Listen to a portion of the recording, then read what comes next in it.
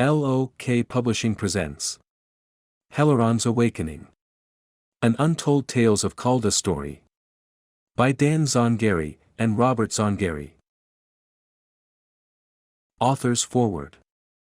Ever since we began telling tales of Kalda, Heleron has been one of the earliest known gods of the Kalda universe, alongside Chezrith. One of his first appearances was in Secrets of Murda / The Elven Secret when Baldan was searching for the whereabouts of his mother. A statue of Heleron stood in Keth city center.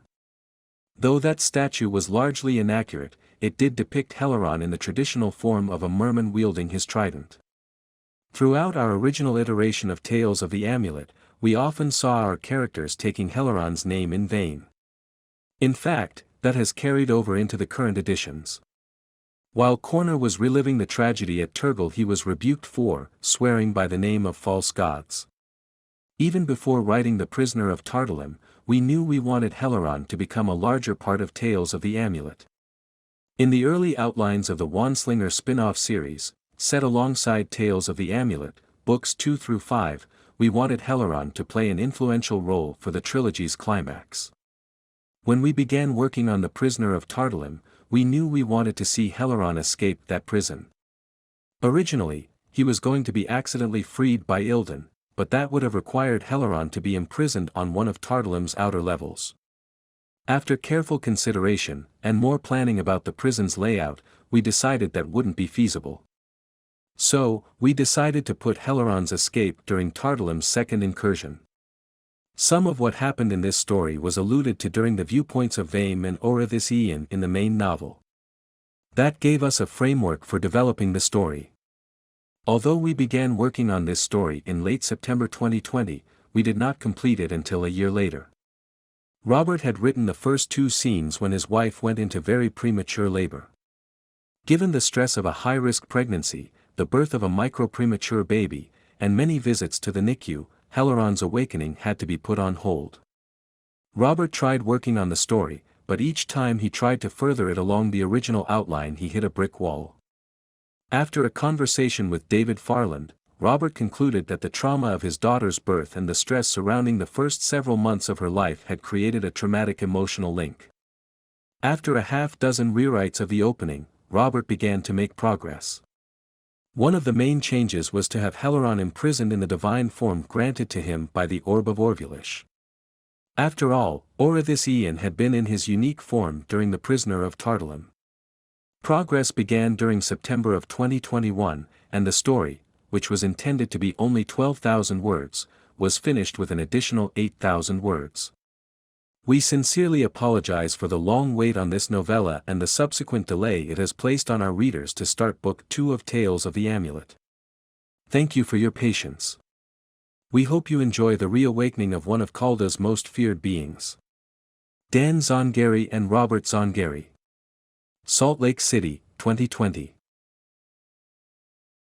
Heleron's Awakening.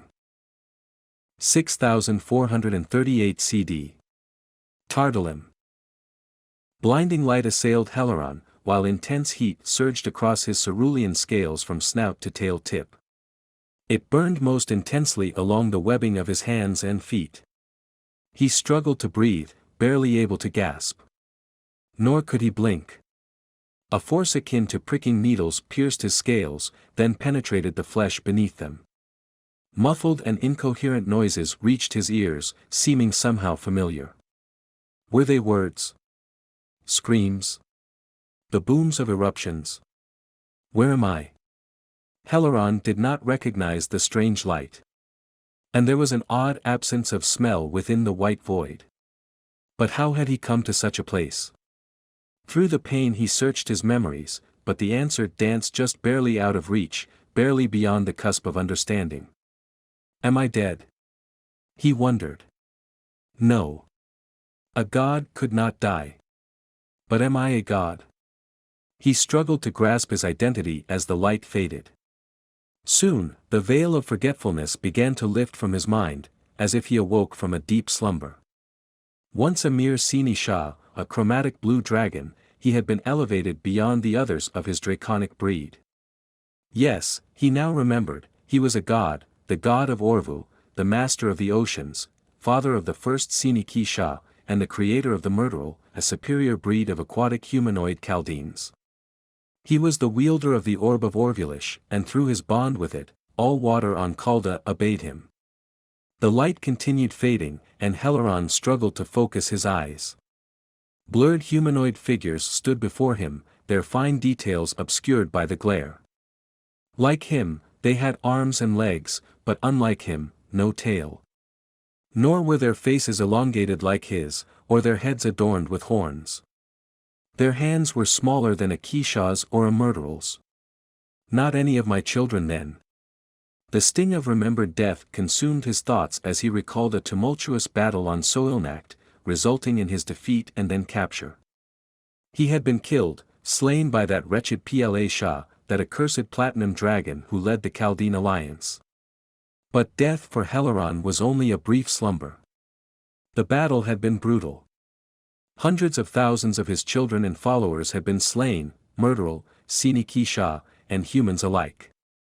Some were transformed into hideous beasts, turning upon their brethren and rending their kin. His anger boiled. My people, my children. He recalled waking from that death only to realize he had been cut off from the channels of power. But whatever his foes the Iramaksha had done to him, his connection to the Orb of Orvulish remained. He still felt the bond now, but it seemed distant. Though those fools had tried with all their might, they could never sever that divine joining. Perhaps they had weakened it somehow. But where am I?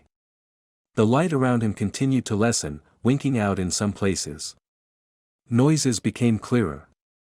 Booms resounded, and words were spoken from a nearby voice, harsh yet feminine. But the woman did not speak in the Murderalan tongue, or any of the other languages spoken in the Chesarithian Empire. Why is this taking so long? Ilaran? Heleron wondered. That language was only spoken by his enemies, forbidden everywhere in the Empire. Why would a woman speaking Ilaran free me? The blurred figures became two humanoid silhouettes girded in armor, each shorter than Heleron, their heads reaching only to his waist. Though he was tall as a supernal Murderel, a form granted by the Orb of Orvulish, he was not that tall. His view of the two figures was framed by a silhouette resembling a thin arch. He struggled to look about, but his eyes remained fixed ahead. From what he could glean from his peripheral vision, more thin arches wrapped around him. A cage. The light faded completely and Heleron fell, his webbed feet hitting cold metal. He struggled to stand as cool air surrounded him, though not as cold as the thing wrapped around his neck. A metal collar? A shackle? He stumbled and fell forward as the eruptions, no longer muffled, mingled with dying wails. The two humans rushed toward the cage, both clad in primitive plate armor. But before they reached him Heleron hit the left side of the arch, the curved wall of a golden cage. Grab him, shouted the woman.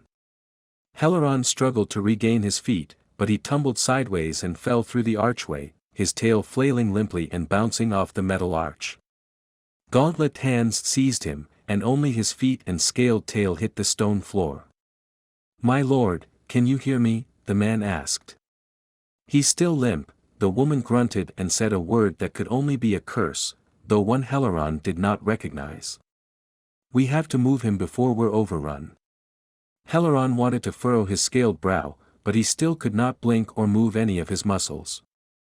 He tried to speak, but only groans left his lips. His rescuers grunted as they hefted him, then draped his arms over their shoulders and dragged him away from his prison. His head bobbing forward, Heleron's chin brushed against three woven strands around his neck, and his eyes fixed on his bare chest and stomach. Though he was naked, the tiny, pale aqua-blue scales of his torso afforded some protection from piercing blows, as long as the weapons were not imbued with magic. The darker blue scales that covered the rest of his body were more durable. Heleron tried to move his legs, but he couldn't. While struggling against his immobile muscles, the man carrying him stumbled, and one of Heleron's black horns struck a metal pauldron, the tip digging into the armor. What manner of crude metal is this? Never had he pierced armor so easily.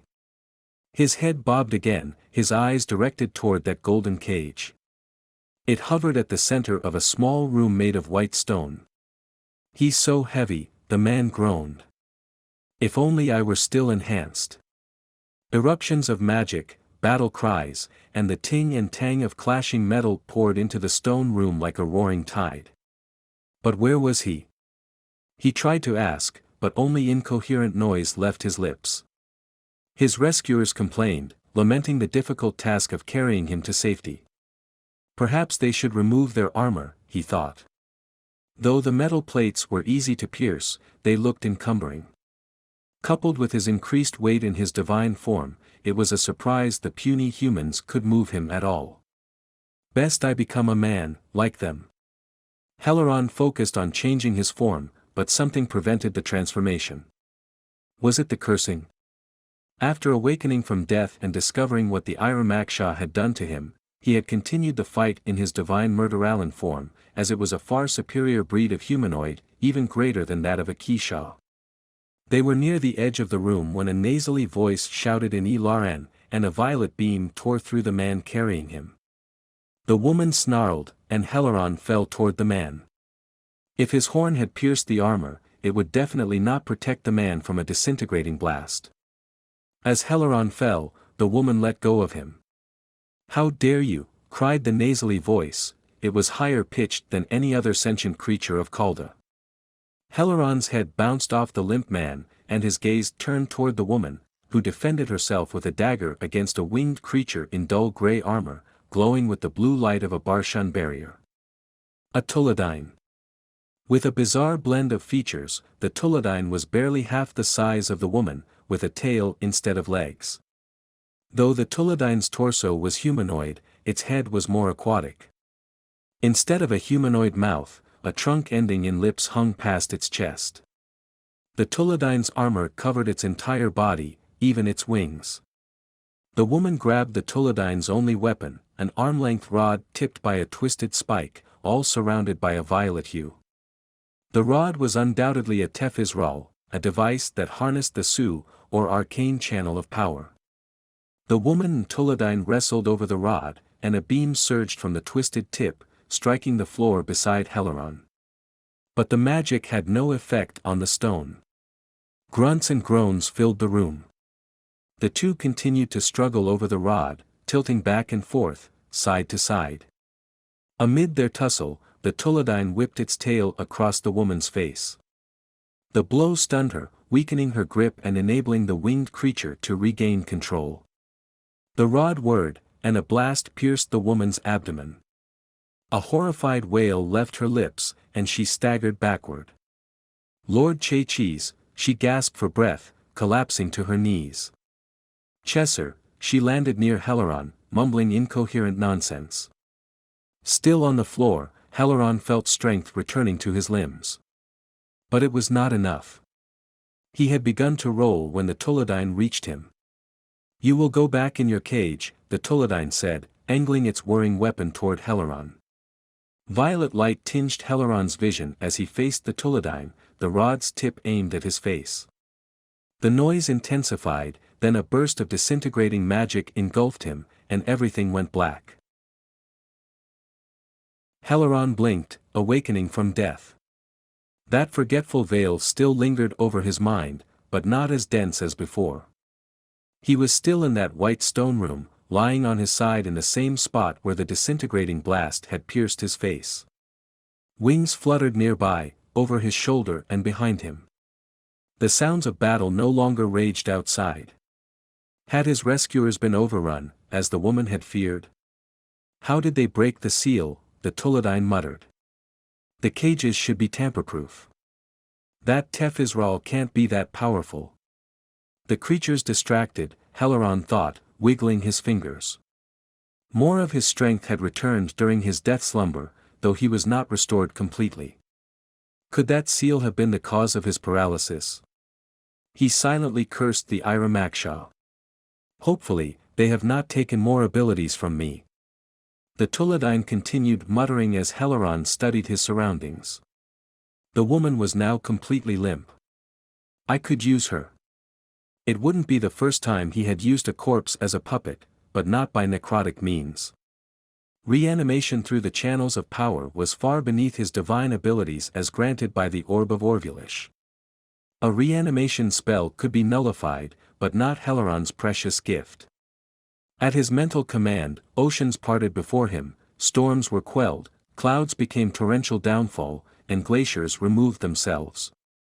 The moisture within the ground obeyed him, heaving or sinking at his pleasure. With a mere thought, he could strip a structure of its moisture, making it brittle to the point of collapse. And he was greatly feared on the battlefields of Kalda. Not only could he control his foes, but he could rip the moisture from them. He had laid waste to many humans and Larillians in such a manner.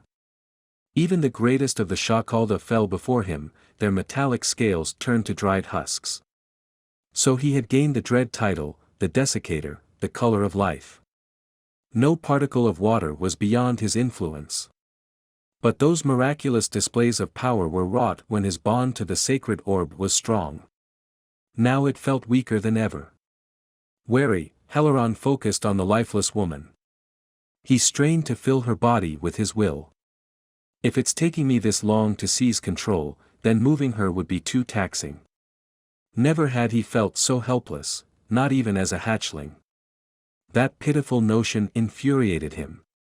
Amid his anger, Heleron returned his focus to the Tuladine. He couldn't seize the creature using the woman's corpse, as he had hoped to. No, the quickest way to subdue the Tuladine would be to penetrate its mind. But probing the creature while its eyes were beneath its helmet could prove difficult. It is the only way. Prior to his capture, Heleron had gazed into the eyes of many beings and stilled them, probing the farthest reaches of their souls. He could relive lifetimes in an instant, feeling every emotion those beings had ever experienced. But the ability to probe another's thoughts was not unique to his godhood. Heleron had made a practice of probing everyone around even before his ascension.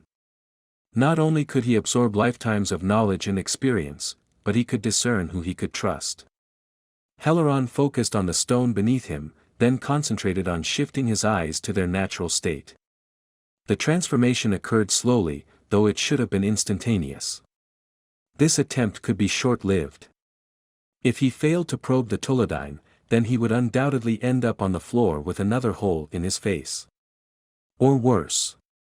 I will not be trapped again. The source of the fluttering had since shifted. Through his divine powers, Heleron searched for the Tuladine, gauging the distance between them by sensing the creature's internal moisture. It was near the cage, its back toward Heleron. Good, he thought, pushing himself from the cold floor. The sudden clap of scale against stone alerted the Tuladine, and the creature spun, readying the rod. Heleron darted forward as the whirring weapon came level with his face, its tip shining a violet hue.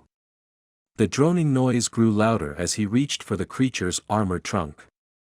The Tuladine fluttered backward, but Heleron kept pace. His captor neared the wall and turned, but not swiftly enough. Scale met metal. Heleron yanked the Tuladine downward as the disintegrating beam burst from the now swaying weapon. Violet light tinged his vision, and he felt the scales of his chest consumed, his left lung pierced. Gasping, Heleron staggered and slammed the Tuladine against the wall, forcing the creature to face him. He grabbed the rod to disarm his foe, but the creature's grip was firm. Purple hues shone between them, accompanied by more whirring. All the while, he sensed the creature's eyes close. You will not defy me. The whirring intensified as Heleron focused on the muscles around the Tuladine's nearest eyelid. Pain eroded his will, but he fought against it. He seized particle after particle, and commanded them to move in a manner that would make the muscles contract. The eyelid cracked open, but not far enough. Another blast struck Heleron's abdomen, forcing him forward. But no pain, no failing body could halt the will of a god. From between gritted teeth he shouted, "You will look at me." More whirring filled the space between them, and Heleron felt the grey lid lifting. The Tuladine jerked away, its trunk still in Heleron's grasp. A small gauntlet grazed Heleron's scaled hand as the Tullidine's armored fingers touched a groove between two plates of the trunk's armor. White light shone from the armor, surging up the creature's trunk and around the Tullidine's tiny helmet. All the while, Heleron felt the creature's eyelid obeying his will. Armor vanished from the trunk, disappearing within the helmet. Heleron lost his grip. He focused on the Tullidine's bare face as the creature began fluttering away. The black, glossy eye was halfway exposed. Heleron struggled to regain control of the trunk, but his grasp on the rod remained true. The gray eyelid opened further, and a yelp left the now flailing trunk. The Tullidine's eyes locked with Heleron's, and the Tullidine froze. The creature stopped fluttering and let go of the rod. A disintegrating blast discharged, grazing Heleron's side and dissolving scale but not flesh. The Tullidine began to fall, but Heleron seized the trunk. He dropped the rod and swiftly grabbed his foe by its exposed throat, keeping their eyes locked. For a brief instant, Heleron saw his reflection in the creature's black irises, the hole which once marred his cerulean snout now healed. Suddenly, a lifetime of tens of thousands of years flooded Heleron's mind. The Tullidine were a long-lived race. Legends claim that the Tullidine predated even the oldest of draconic civilizations on Kalda. They had refused the Master's gifts and allied themselves with the Chaldean alliance. Heleron sifted through a sea of memories. He needed to know where he was and how he had come to this place. He saw a great white sphere burrowed into an icy wasteland and surrounded by a molten ocean that grew around it. Then he saw the so-called Lords of Metal, the draconic leaders of the Chaldean alliance, hovering around the molten flows, using the channels of power to form a mountain. Their platinum scales glistened with light as their creation took shape. The mountain's formation cracked the ground, dividing it from other parts of the wasteland. Tunnels were burrowed, reaching the edge of the white sphere in a single doorway that marked its entrance. Then a name came to him. Tardalim. Heleron then saw through his mental bond the workings of the sphere as depicted by a living illusory diagram. Tardalim was a structure with 33 floors layered around a hollow center half the sphere's diameter. Each floor was broken into equal-sized segments, and those segments switched locations within their respective floors in an ever-changing pattern. The Tullidine had come to call the movement the shift. On each floor the shift happened at different intervals. On the first floor it occurred every 24 hours, while on the 33rd it happened every minute. The shift was designed to confuse anyone who dared set foot in Tardalim, creating the illusion of a never-ending labyrinth. The first floor was a mess of hallways with doorways leading nowhere. 8 ascending staircases were equally spaced on each floor. These staircases remained static but were not always accessible. Ascending staircases? Heleron wondered. Was the sphere's interior somehow inverted? The answer came in a flood of borrowed memory. A form of telekinetic magic altered the pull of the sphere's interior. No matter where one stood in Tardalim, its center was always above you. More memories flashed in Heleron's mind, and he relived the surviving Tullidine flooding into Tardalim, taking up residence in its hollow center, the heart of the sphere. Though it was a white stone chamber, the Tullidine made it to resemble the forests of their homeland, carving dwellings from leafless tree trunks and planting flora that had existed in abundance before Lord Chesritha's cleansing of Kalda. They willingly vowed to the Lords of Metal that they would forever keep watch over those who were imprisoned in Tardalim, the ones the Chaldean alliance called the enemies of peace and freedom. Through remembered vision, Heleron saw rooms filled with thousands upon thousands of golden cylindrical cages like the one that had held him. Some were larger than others. Each contained an off-white crystal with a single silhouette within it, other prisoners like himself. There were also some spherical enclosures that were as large as the halls of Tardalim. Within those spheres were the other gods in their majestic forms. Though most of their features were obscured, their wings and tails were discernible. But there were some spheres that contained beings of a more grotesque nature. Had we lost the war? Heleron wondered. The memories raced ahead, all recollections from within Tardalim. Decades, centuries, and even millennia passed. No one ever came to Tardalim, and no one ever left. No one could leave, except the Tuladine. Tardalim remained untouched for almost 7,000 years, until invaders. No. Heleron started, stumbling backward. 7,000 years. The bond with the Tuladine's mind dissolved. Amid Heleron's bewilderment, wings fluttered and the creature jerked back, screaming in Elaren. The trunk came free of Heleron's grip, rousing him from shock. His foe's bare neck began slipping from his other hand. Fury replaced bafflement, and Heleron squeezed the grey flesh with all his might. A squeal left the Tuladine's trunk and it thrashed wildly. 7,000 years. Heleron bellowed. Tiny arms flailed against Heleron's forearm, their fingers reaching toward the helmet. But Heleron's rage blinded him to the creature's efforts. How could this have happened? Possibilities of how he and his allies might have been defeated ran through his mind, each thought stoking his anger further and further until bone cracked within his grasp. White light flashed as his puny foe went limp. Forming matter pressed against Heleron's hand as armor materialized along the Tuladine's neck.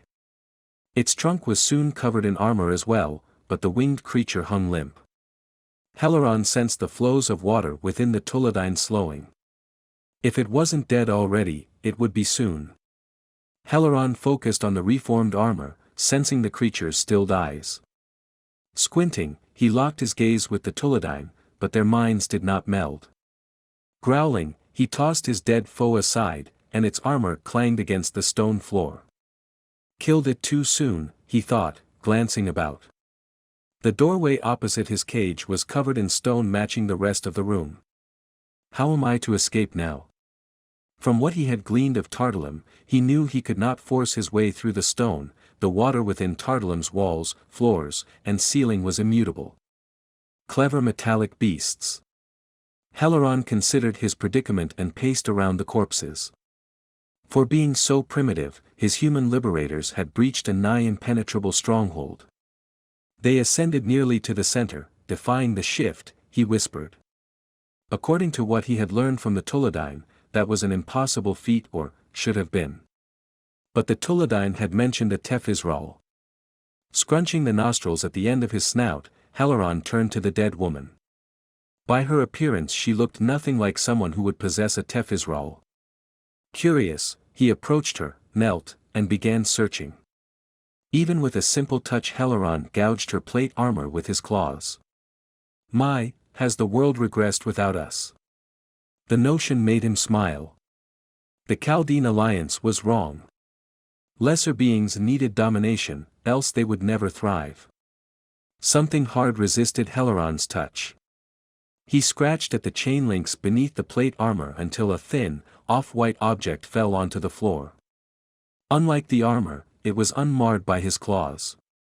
It was cylindrical in shape and slightly longer than one of his fingers, tapering to a rounded cone on one end.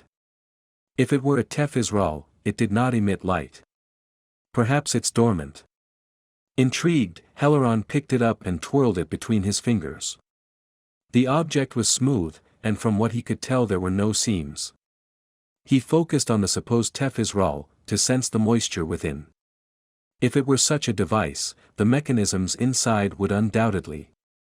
Heleron started. Myriad pathways of water ran all through the small cylinder. Oh my! You are a Tefizral. He followed the pathways to the Tefizral's exterior, where the moisture within formed a simple oval, undoubtedly the activating mechanism. Heleron shifted the object so his thumb rested on the oval, but nothing happened. Heleron harumphed and continued pacing. Many a Tefizral was activated by touch, and that was surely the case with this tiny shaft. But, some activating mechanisms would not react to just anyone. He and many of the other gods had created Tefizrals to obey only them, as was the case with his trident. And some were even designed not to activate when lesser creatures attempted to access the Tefizral's power. Perhaps that was the case with this tiny rod. Had it worked for the woman simply because she was human? How absurd! But if this Tefisral was precise in its manner of detection, then even if he changed his form, he might not be able to activate it. Letting out a deep breath, Heleron closed his eyes and focused on making himself human. But as before, something prevented the transformation. He willed the change once more, to no avail. He tried again and again, each time searching with his mind for the source barring him. His muscles and bones tried to obey his will, but stopped. That meant the cursing placed upon him by the Iramaksha was not preventing his transformation. He continued again, and felt a faint pressure. The source had to be external. Heleron opened his eyes and reached for the collar at his neck. The 3 woven strands were cool, smooth and metallic. He wedged a claw tip between them, prying them apart. But his efforts were in vain. The disintegrating rod. He spun toward the dead Tuladine and picked up the spiked weapon. Having gleaned its workings from his probing, Heleron held the shaft at its center with one hand while pressing on an octagonal gem inlaid below the twisted spike. The exterior on the upper half of the shaft liquefied, pulling away to reveal a dial and slider used to alter the intensity and the method used to manifest the disintegrating subchannel. A steady beam should do, he thought, adjusting the dial one notch. He moved the slider to increase the intensity, then pressed the octagonal gem. The weapon reformed and Heleron twirled it, pressing the twisted spike to one of the collar strands. After wedging the weapon's tip, he steadied the shaft while reaching with his free hand for the weapon's trigger, an indented oval groove near the rod's opposite end. He pressed it, and a constant hum resonated from the twisted spike as violet light surged along it. Disintegrating particles brushed the scales of Heleron's neck while the brunt of the blast struck the collar. Heleron sucked in his breath and gritted his teeth against the pain. Soon, those errant particles dissolved a scale, then another. The weapon slipped, and part of the blast pierced his flesh, then dissolved sinew. Fighting back a scream, Heleron steadied his grip, but not before the beam tore through his throat, narrowly missing bone. His vision blurred, and the room wobbled. I won't survive this. Of all his deaths, never had one been self-inflicted. His grip weakened and the twisted spike jolted again. Before Heleron could react, the disintegrating beam severed his spine, and all went black. Once again, Heleron awoke from death. His mind felt sharper, and his connection to the Orb of Orvulish clearer. Had his death somehow thinned that mental fog?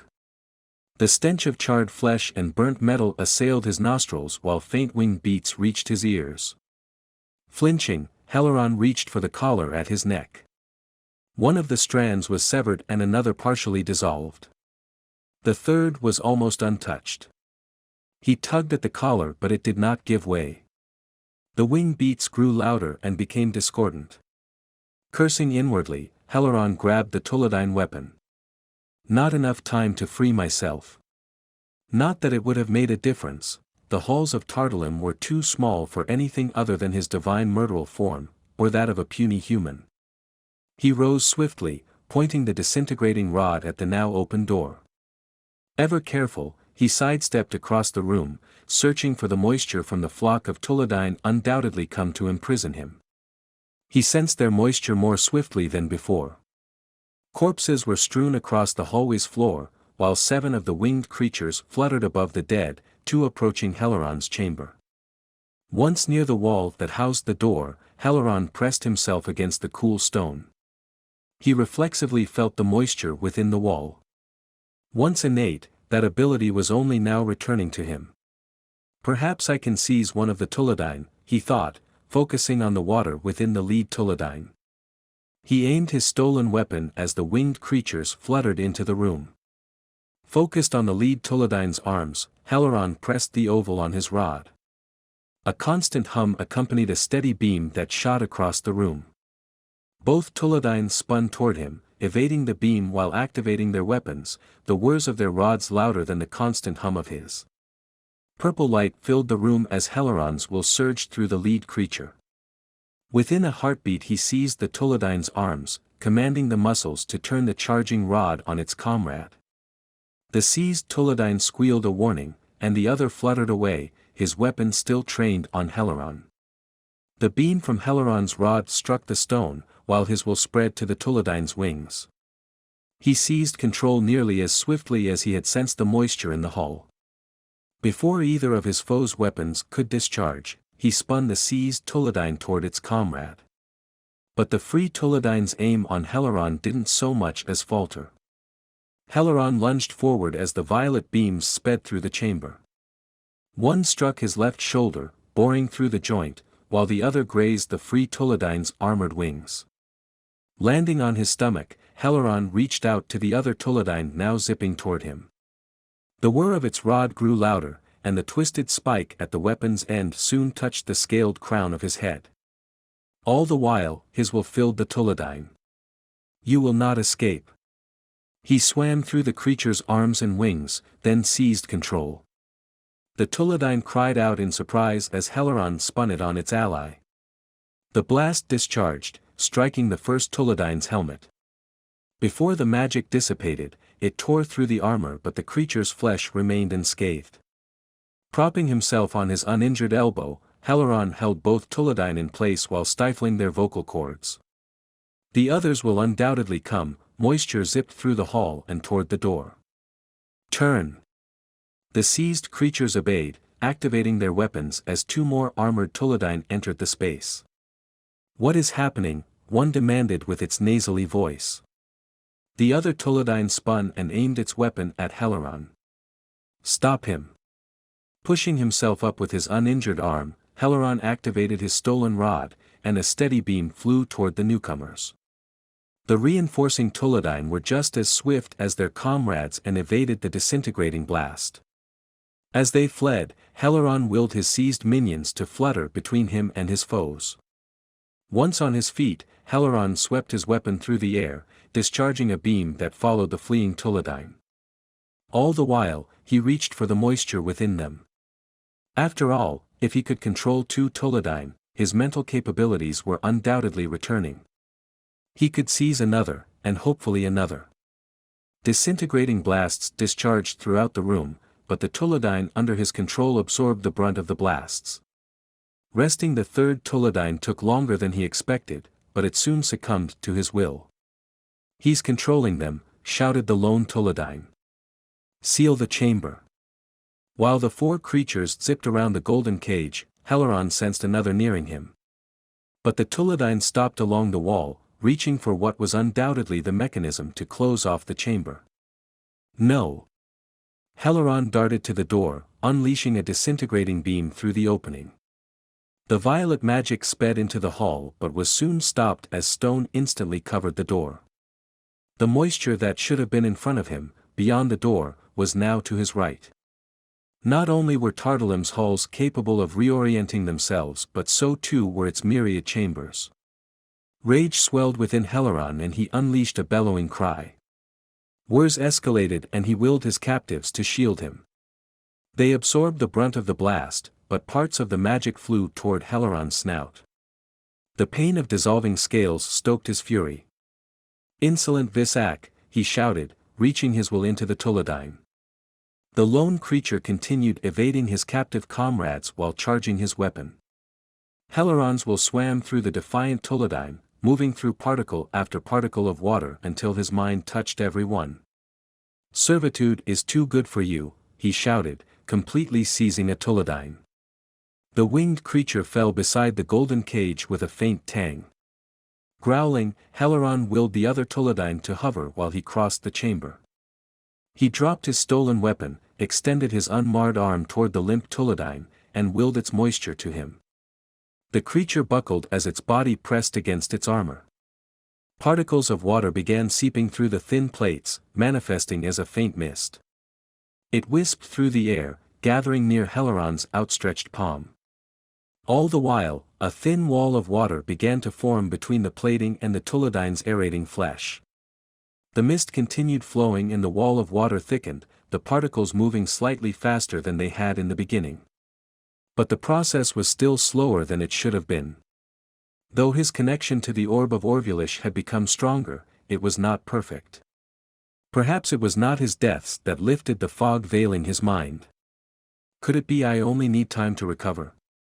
Heleron felt the Tolodine's urge to scream, but his hold on the creature prevented a single sound from leaving its trunk. His fury waned, replaced by satisfaction. His azure lips twisted into a grin. Well, at least his impediment would elicit more suffering, and this Tolodine deserved a slow death. Soon, the creature ceased struggling. A pity you did not endure longer. Heleron eyed the water now swirling in a sphere beneath his outstretched palm. He waved his hand in a dismissal. Be gone. The sphere split apart, spraying the room. He turned to the others while fingering the unbroken strands of his collar. If he failed again to break them and died once more, his captives would be free of his will. Best I slay them. After all, corpses would be far less taxing to control than controlling living creatures. But if he were to escape Tardalim, he would need to know more of the current situation. Heleron turned to the Tolodine with the broken helmet and probed its mind, sifting through its most recent memories. This particular Tolodine had guarded the entrance to the heart of the sphere during the incursion, a place its kind called the Roost. About the time Heleron was freed, this Tolodine had been dispatched with its squad to reinforce those repelling the invaders, a force of 7,000 men and women. Though the repelling force was outnumbered 3-1, they were confident of their victory. They had squashed a previous invasion of similar size. So, this is the second incursion, Heleron mused. But why were these humans attempting to free him? He shifted his thoughts to discern if the Tolodine knew the invaders' intentions, but none had survived that first incursion. Nor were they successful in freeing any of Tardalim's captives. But this time, another of the gods had been freed before Heleron's waking. Unfortunately, this Tolodine only knew the god's cell number, not his or her name, 941,807. But whether or not that god was still free was unknown to Heleron's captive. You're quite useless, he muttered, then sifted through memories to learn all he could of how to leave this abominable prison. Images of a pit rimmed by a circular reservoir within the Roost came to him, its white stone shaft connecting Tardalim's center to its outermost layer. Though the Tolodine was aware of the exit's location, it knew little else. Pathetic. He searched the creature's mind to know the specific workings of his prison chamber, but the Tolodine knew of only the mechanism within the hull. Heleron broke the mental bond and reached for his stolen weapon. Turning away he commanded. Kill each other. The water within each Tolodine obeyed. Rods were raised and armor receded from the trunks of two. In perfect unison they aimed at each other's exposed faces and triggered their disintegrating blasts. Ugly things. Heleron crossed the room, settling near the sealed doorway. If the Tolodine believed him trapped, perhaps he would have the time to free himself from the collar. The Tefisral the primitive woman had was undoubtedly the key to his freedom, and he could not use it if he were still bound. Whirs harmonized and violet light flashed throughout the chamber. He felt the flows of water within each Tolodine slow and then still. A strain in his mind waned. Though he had regained much of his divinity, he was still not himself. He glanced to his injured shoulder, where fibers of muscle wove together and repaired the damage done by the disintegrating blast. If I fail, at least the wound will be healed when I wake. Taking a deep breath, Heleron leaned his head against the stone and lifted his stolen weapon to his neck. This time he angled the twisted spike away from him. Why hadn't he done that before? Perhaps that mental cloud. But that fogginess couldn't be a safeguard against attempting to free oneself from the collar. Never had he encountered a Tefisral capable of inhibiting the mind of a shackled. Heleron shrugged the thought aside and pressed on the rod's oval trigger.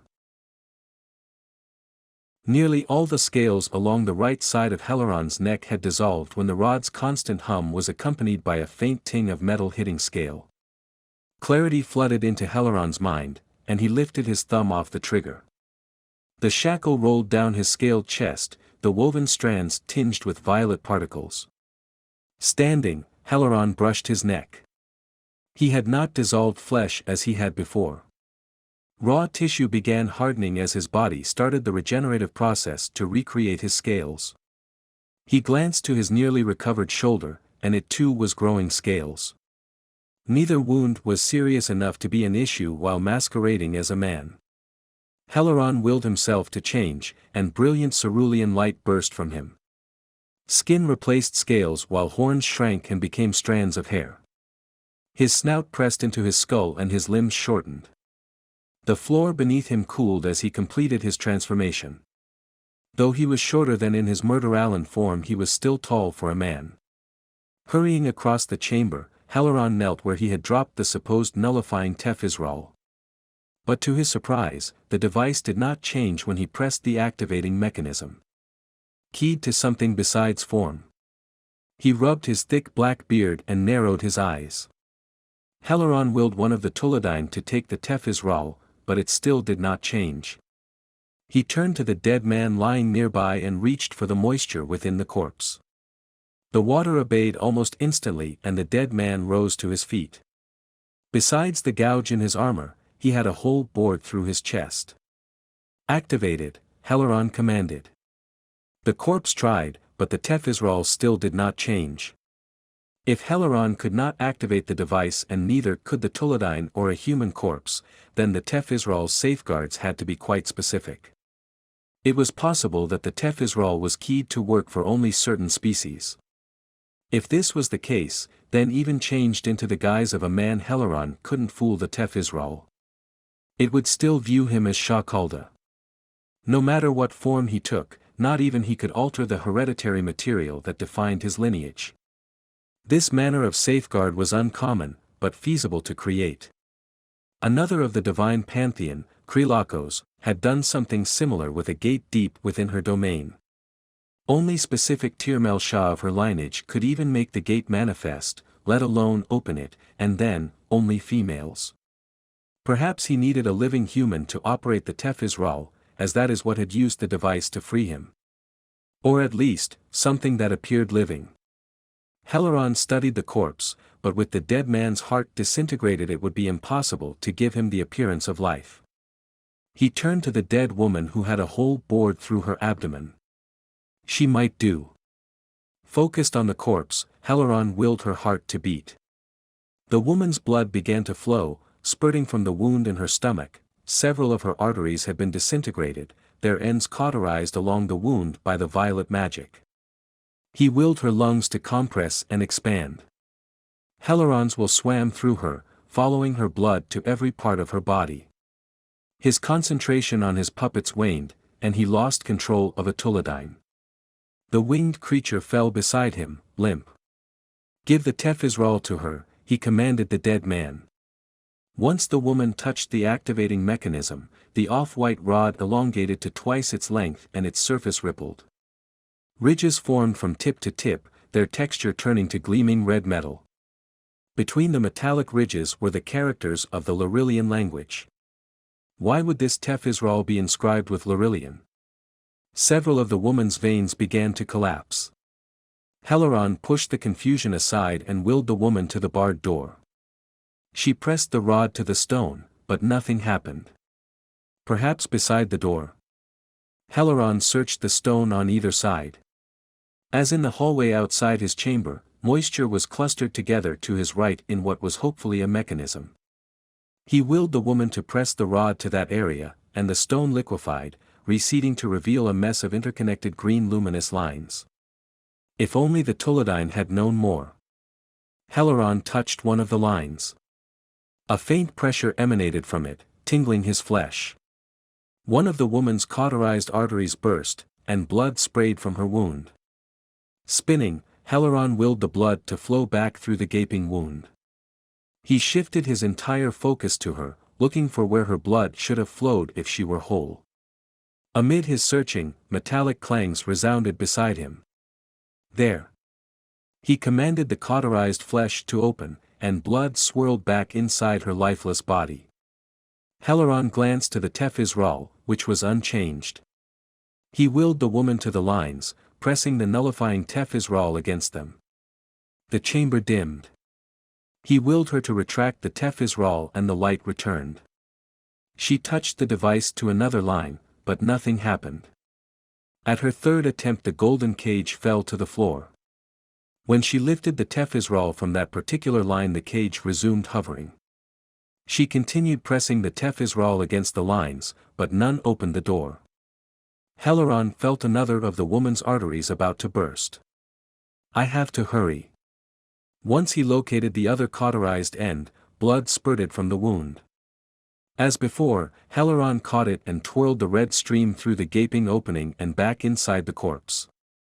All the while, he continued willing the woman to use the Tefisral.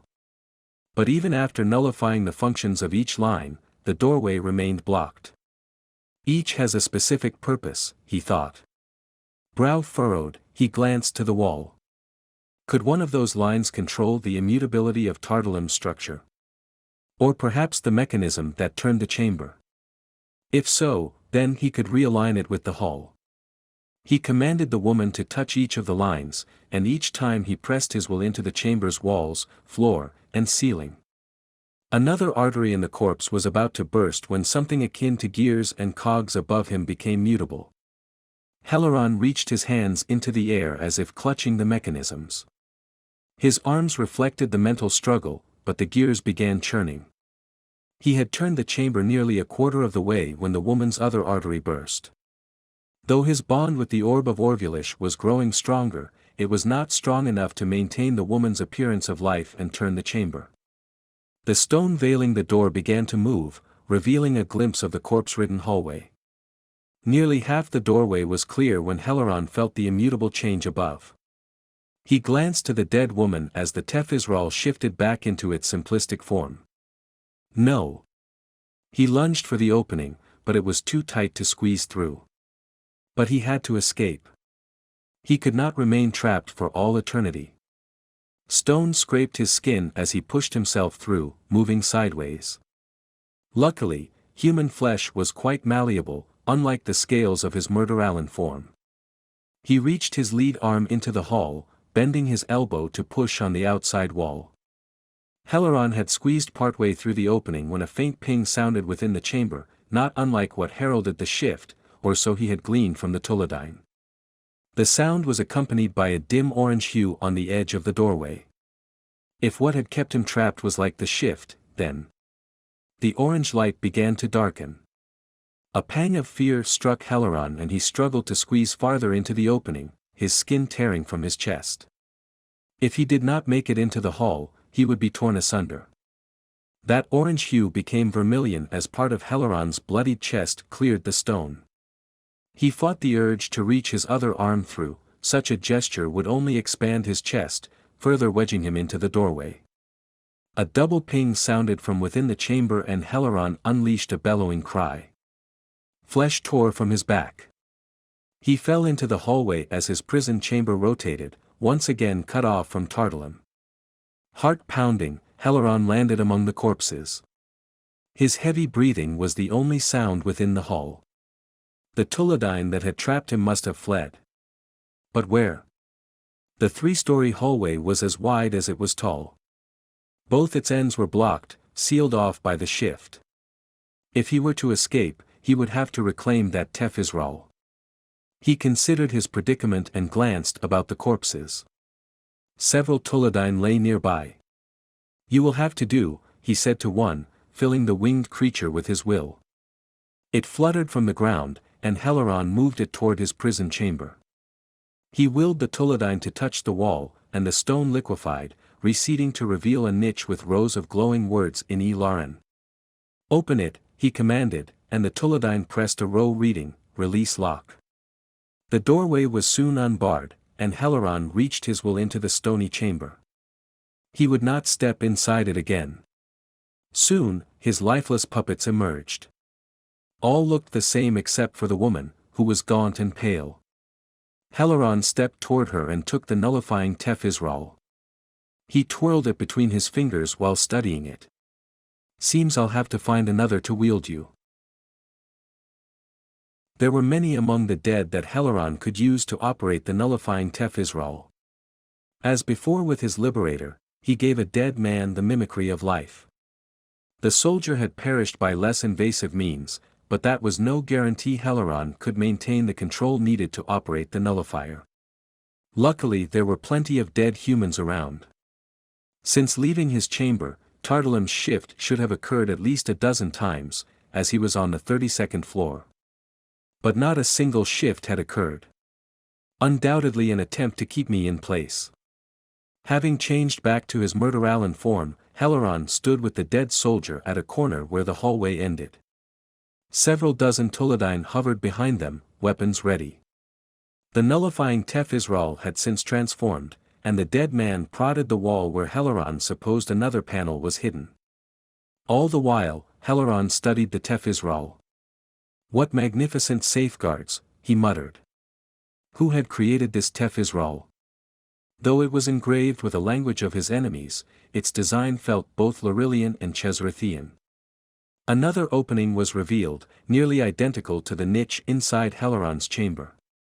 He willed the man to disrupt the flows within those lines of light, studying the disruption caused by the Tef Israel. As with his chamber, one of the lines controlled a mechanism that facilitated the shift. He turned his gaze upward, gauging his bond with the Orb of Orvulish. The connection had grown nearly as strong as it had been before his capture. Though it was not as strong as when he wielded the orb and his trident, it would be sufficient. With the mechanism made mutable, Heleron raised his scaled arms and turned the section of hallway ahead of him. Though the strained gesture wasn't necessary, it helped him focus. As the hallway rotated slowly, the next section opened before him. It was pristine, undoubtedly one of the many sections of Tardalim's 32nd floor that had not been part of the struggle to liberate him. Unlike the corridor housing his chamber, the hallway stretched on for several sections, ending at an intersection. Heleron dashed forward and willed his forces to follow him. As they ran, a ping resounded through the hall, and lines of orange appeared on the walls, floor, and ceiling ahead of them. They reached the nearest lit lines as they darkened to red. As with his chamber, a double ping reverberated around him, and the shift occurred. While a solid stone wall appeared instantaneously before him, Heleron sensed the rotation and sliding of various sections of Tardalim's 32nd floor. He couldn't help but feel impressed. Undoubtedly a shackled had conceived the remarkable workings. No lesser mind could fathom such processes. He glanced over his shoulder, where a pristine corridor sprawled out of sight. Directly to his right he felt the corpses outside his prison chamber. That section had slid aside, and the hall where he currently stood had slid backward. Impressive, he muttered, and willed his puppets back across the hall. They hurried across two sections of hallway before the first ping echoed through the corridor. As the orange lines darkened, Heleron and his puppets reached the edge of a third section. Closing his eyes, Heleron willed his forces to stop.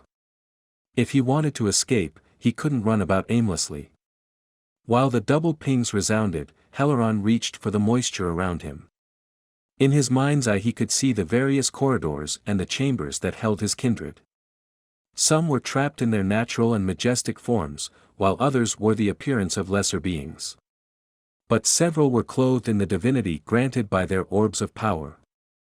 The 32nd floor rearranged, and an L-shaped intersection lay before Heleron. But he stayed still, tracing this new corridor in his mind with his divine gift. The hall ended 5 sections away. "Best I wait," he whispered, and reached beyond the barring wall.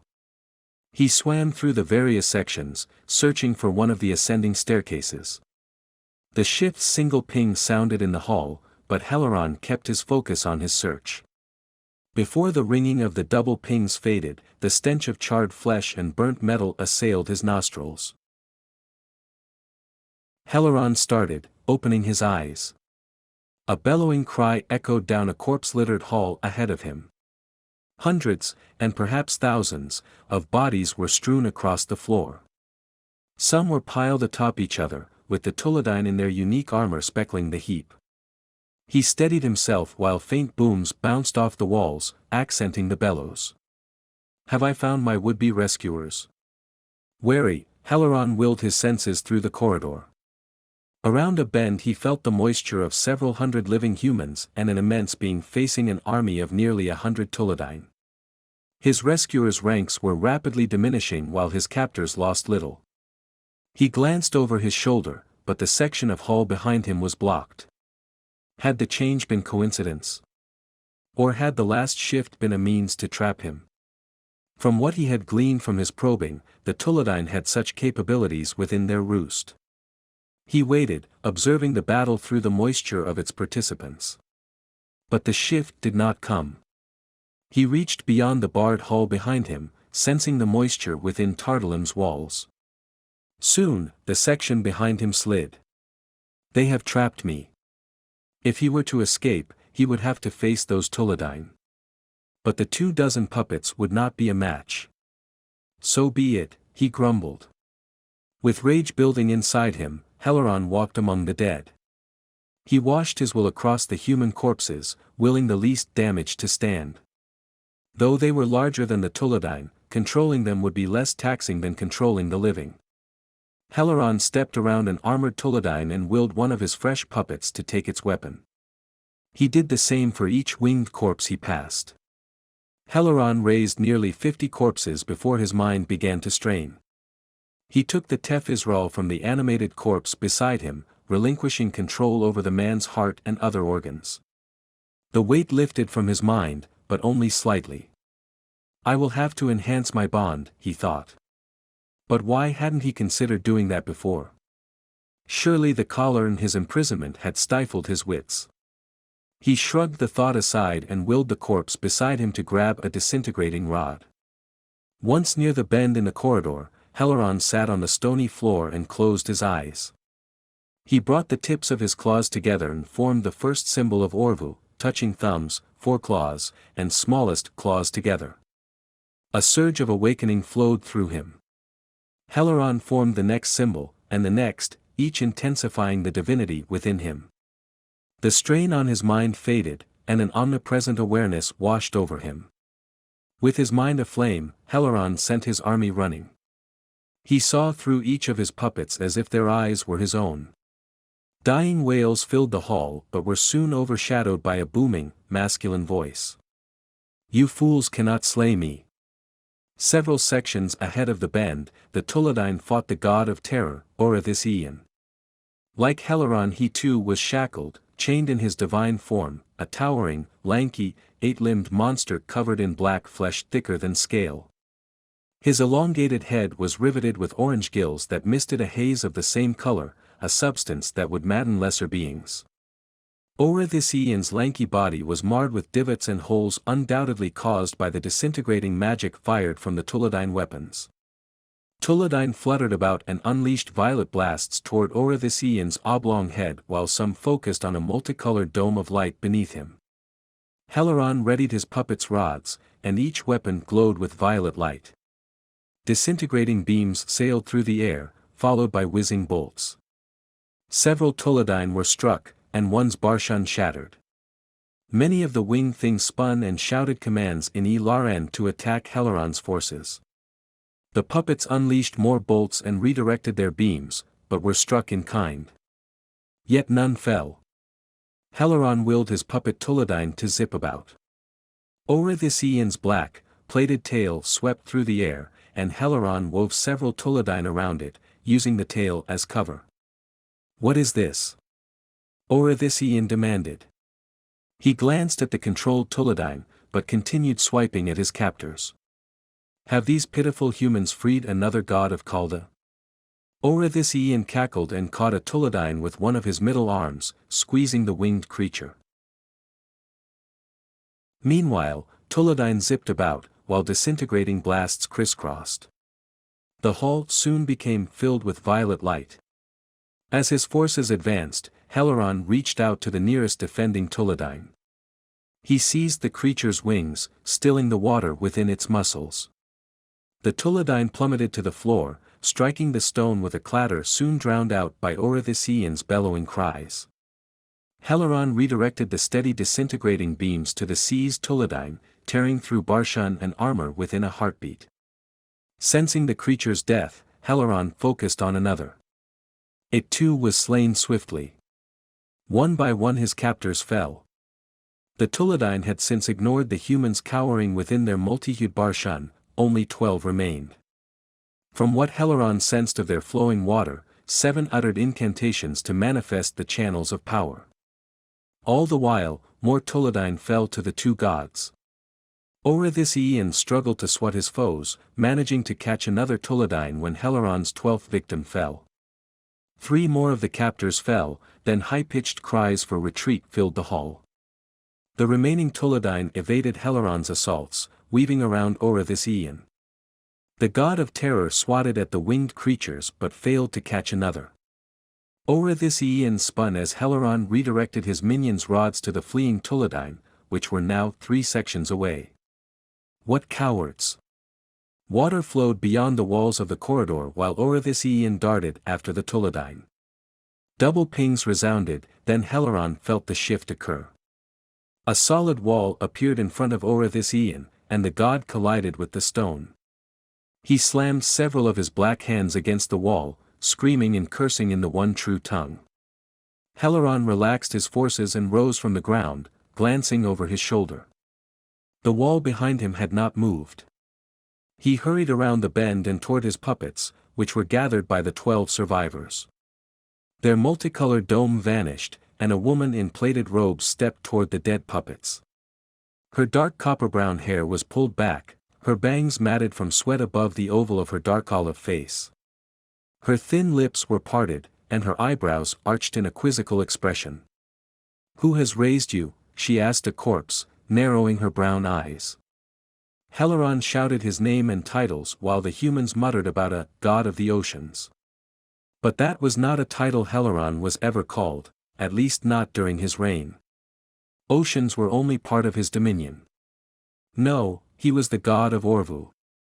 A man clad in armor approached and bowed. "We are at thy disposal, my lord." At least one of them was pious. Heleron came within arm's reach of the bowing man while the god of terror ceased his fit of rage. "Orithisian, come." Turning from the wall, Orithisian approached. "Heleron, is that you?" His violet eyes narrowed while an orange haze misted from his gills. "What is this place?" "Damnation," one of the men cried. "The realm of eternal torment." Heleron cocked his head at the human. "What is it really?" Orithisian demanded. "A prison," Heleron replied. "One constructed by the Iramaksha and buried in an icy wasteland." Orithisian stopped a stride away from Heleron and the humans. His orange mist approached but Heleron willed it to stop short of the survivors. The god of terror's divine gift would not affect Heleron, but he could not let it alter the humans' minds. Heleron pointed to the dark-haired woman. "Come. I must know what you know." She obeyed but looked about warily. Did she not know she needed to gaze into his eyes? "Look at me." She complied and her mind opened to Heleron. The woman, Salanda, came from a fractured empire called Mindolarn. Its citizens worshipped Chesrith, but had little knowledge of Heleron or the other divinities. Her world was primitive, lacking all the wonders of the Chesrithian Empire. Few people had ever seen a Tefisral, and those that owned such devices kept them secret. How pitiful! Humanity, in their infantile stupor, reigned supreme across Kalda. The Pla Shah had faded into myth while the Larillians sequestered themselves on the plains of Kardorth. Salanda had never seen a Larillian, and only knew them by the term elf. Heleron sifted through memories across all her 31 years, gauging her character. Her loyalty was unwavering, and her devotion to her religion unshaken, despite what she had experienced in Tardalim. She and the others had come to this prison under orders from their emperor, Mentas Midivar. This Mentas had been instructed by what Salanda and her people called, the will, a divine means by which Chesrith communed with his children. Many claimed to hear his voice, while a select few professed visitations from a being they called the messenger of the promise. But such visitations were rare. Had Chesrith been imprisoned in Tardalim as well?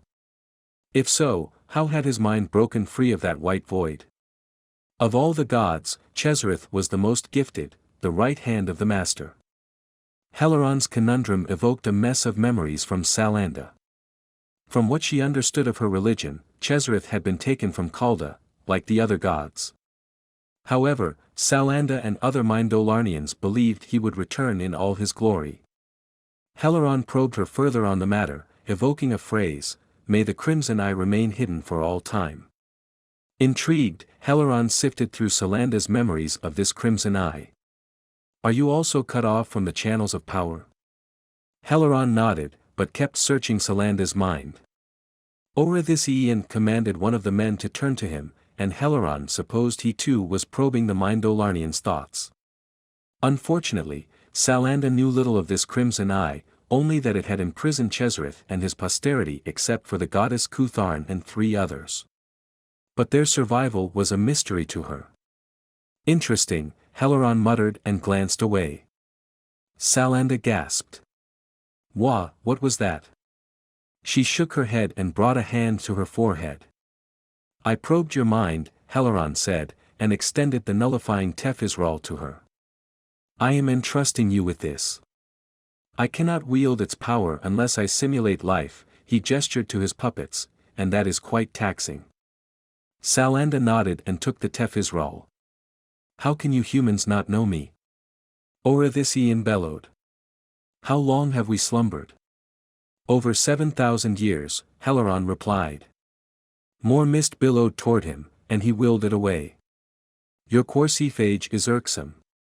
He then willed his puppets to aim at the massive collar around Orithisian. The rods whirred and Orithisian jerked back. "What are you doing?" "Freeing you."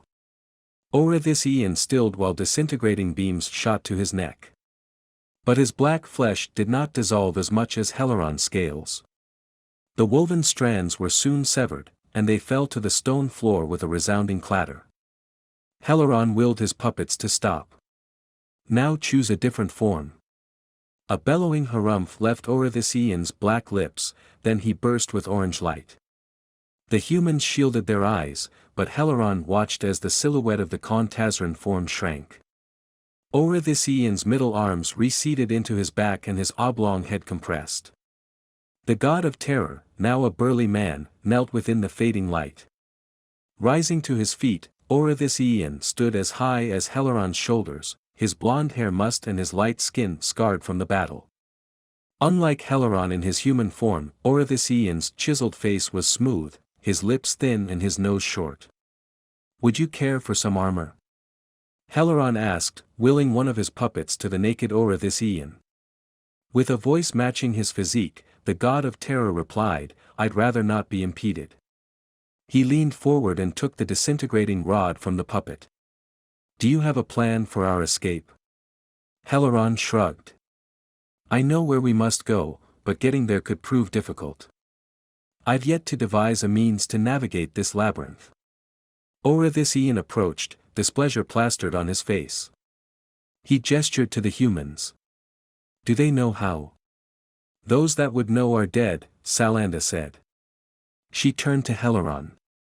"We ascended swiftly, and Coridician seemed to know where to go. Perhaps the Emperor gave him special instructions." "That is not the case, Salanda," said a man in robes and plate. "Coridician was talking to someone none of us could see, receiving instructions beyond what was contained in the Emperor's missive." Several humans muttered about the will. "How pathetic." Orithisian grunted and walked away. Had Chezareth guided the humans through Tardalim? That could explain the swiftness of their ascent, an ascent that baffled even the Tuladine. Looking about, Heleron shouted, "Chezareth! Can you hear me?" He waited for a reply, but none came. "Chezareth! Answer me!" The humans looked unnerved at his casual evoking of their god's name. Orithisian chuckled. "I doubt he'll reply." Heleron steadied himself and focused through the walls. None of the moisture beyond the corridor moved. Had the Tuladine stopped the shift? He spread his will, searching for paths to one of the staircases. No part of the 32nd floor moved, nor could he sense the Tolodine within any of its sections. As he searched, the humans whispered to each other. "What is he doing?" one asked, gesturing to Heleron. "Perhaps our Lord is communing with him." Orvulish laughed, then spoke with a derisive tone. "He's sensing moisture all about us. How ignorant are you?" Several of the humans continued whispering to each other, but Heleron paid little attention to them. He closed his eyes and sent his will in more directions. Searching for a staircase in such a linear fashion would take too long. His will had spread almost halfway around the 32nd floor when he sensed a section unlike any other. It too was stationary, but its cohesive nature rose twice the height of any other section. "I've found it," he said, pointing to his left. "And how do you propose we reach it?" Heleron raised his scaled brow at Orvulish. "I don't like your tone." He studied his fellow god for a moment before replying. "Salanda here will disable the mechanisms holding these sections in place." He gestured about the hall. "Once the section ahead of us is freed from the shift, I will move it." Orvulish scowled at Heleron and folded his arms. Of all the gods, Orvulish was one of the most irritating.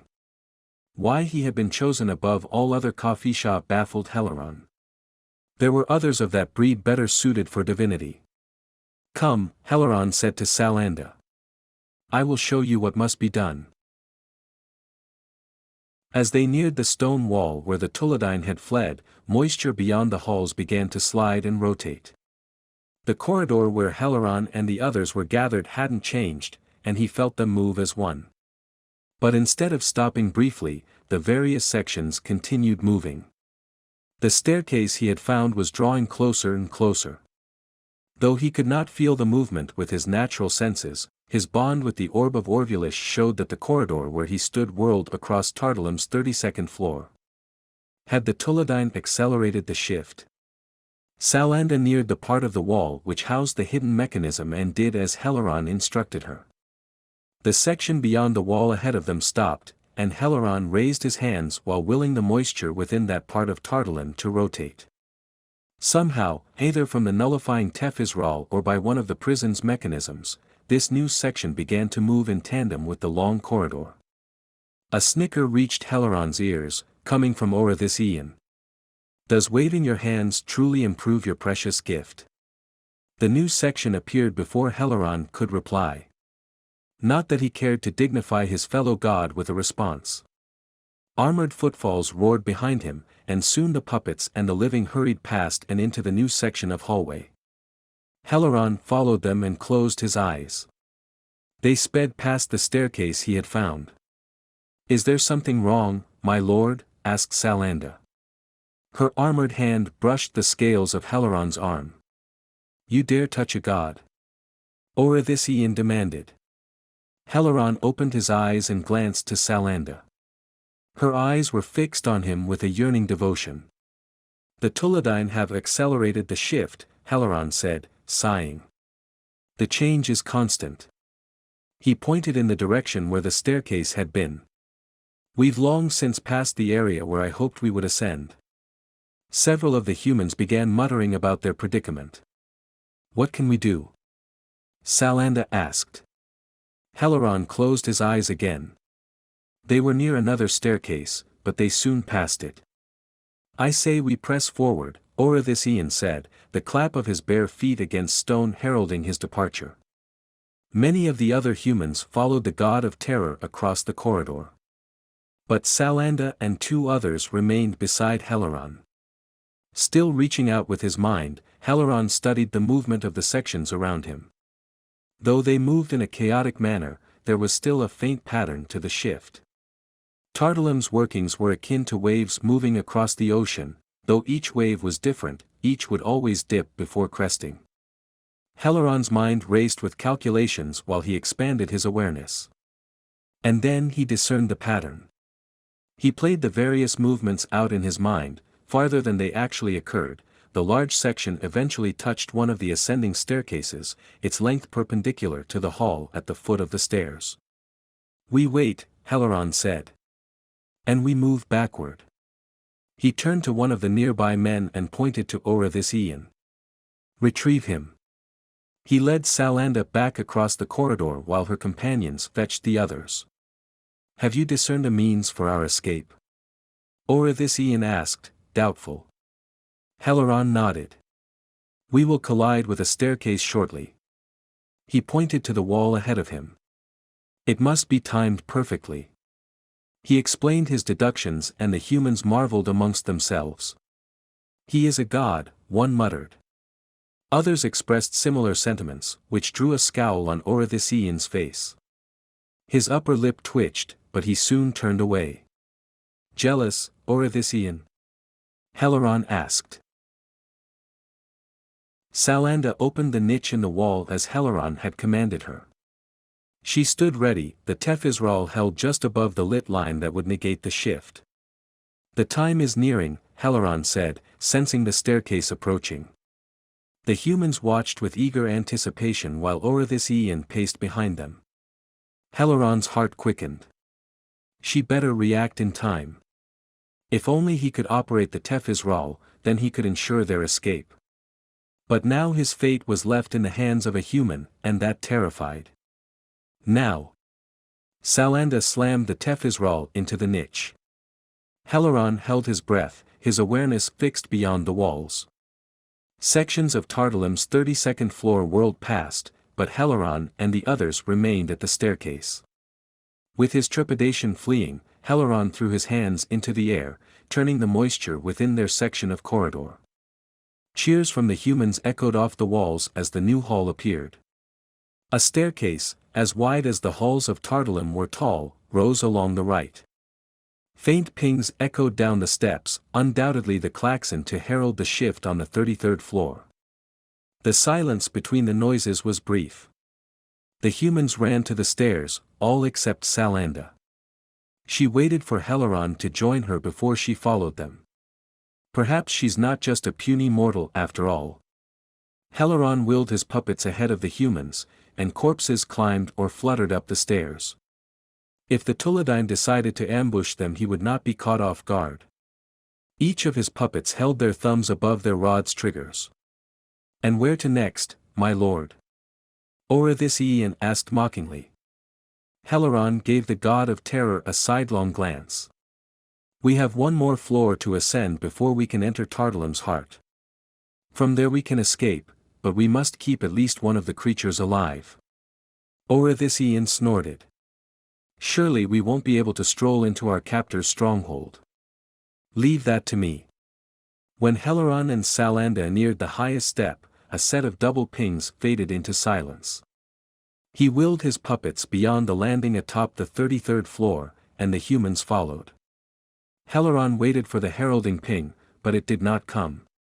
"Do these halls change?" a man asked. The humans speculated while Heleron reached out with his mind. No section on the 33rd floor moved. All was still. "What do you sense?" Orvulish asked. "The shift has stopped." Heleron followed the course of the hall to the stairs right, but it soon ended. He turned and sent his will the other way. He zigzagged through a twisting labyrinth and soon felt the moisture within another ascending staircase.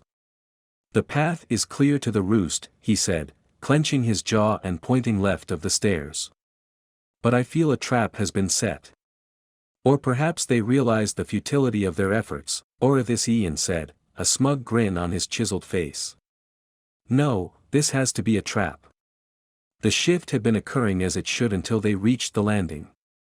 This clear path was too convenient. Why couldn't Orvulish see that? Perhaps because he was disagreeing with Heleron out of spite, blinded by jealousy. "Come, mortals!" Orvulish cried, hurrying around Heleron's puppets. Glowing with orange light, Orvulish and his transforming aura surged down the hall like lightning, bursting with an explosive flash. A thunderous gallop filled the corridor as the god of terror resumed his divine form. The light faded, and the monstrous Kontazran bolted down the hall on 4 of his 8 limbs. That orange mist lingered in the hall, and Heleron willed the moisture within the Corsiphage aside. Until he was free from Tardalim he would not let the humans succumb to that maddening haze. He glanced to Salanda. Maybe not even after. Follow that fool. Heleron pointed down the hall. But stay together. With his puppets in the lead, Heleron and the humans dashed after Orvulish. One of the robed men spoke the words to an incantation, mustering blue light. Thin Barshun barriers enveloped each of the humans, then the puppets, one by one. As they ran, Heleron stretched his will beyond the stairs. An enormous oval room lay beyond the highest step, the surface of its walls uneven. Were those reliefs? At the far end was clustered the moisture of 1,000 Tuladine, forming a wall in front of 2 floating statues. It is a trap. Do we continue, my lord? Salanda asked. Heleron halted and redirected his will throughout the 33rd floor, searching for another staircase. The rest of the 33rd floor was a jumbled mess. Few sections connected to one another. But would they even be able to reach another staircase before the Tuladine fell upon them? More stairs appeared before his mind's eye, leading to an identical oval room. It too was filled with numerous Tuladine. We proceed, Heleron said, and resumed running. They were halfway through the zigzagging corridor when Orvulish reached the stairs. Heleron felt him bolt up the steps in only 2 strides, but he stopped before entering the oval space. Perhaps he was startled by the massive flock of Tuladine barring the way. The god of terror jolted forward, but staggered backward as if colliding with a wall.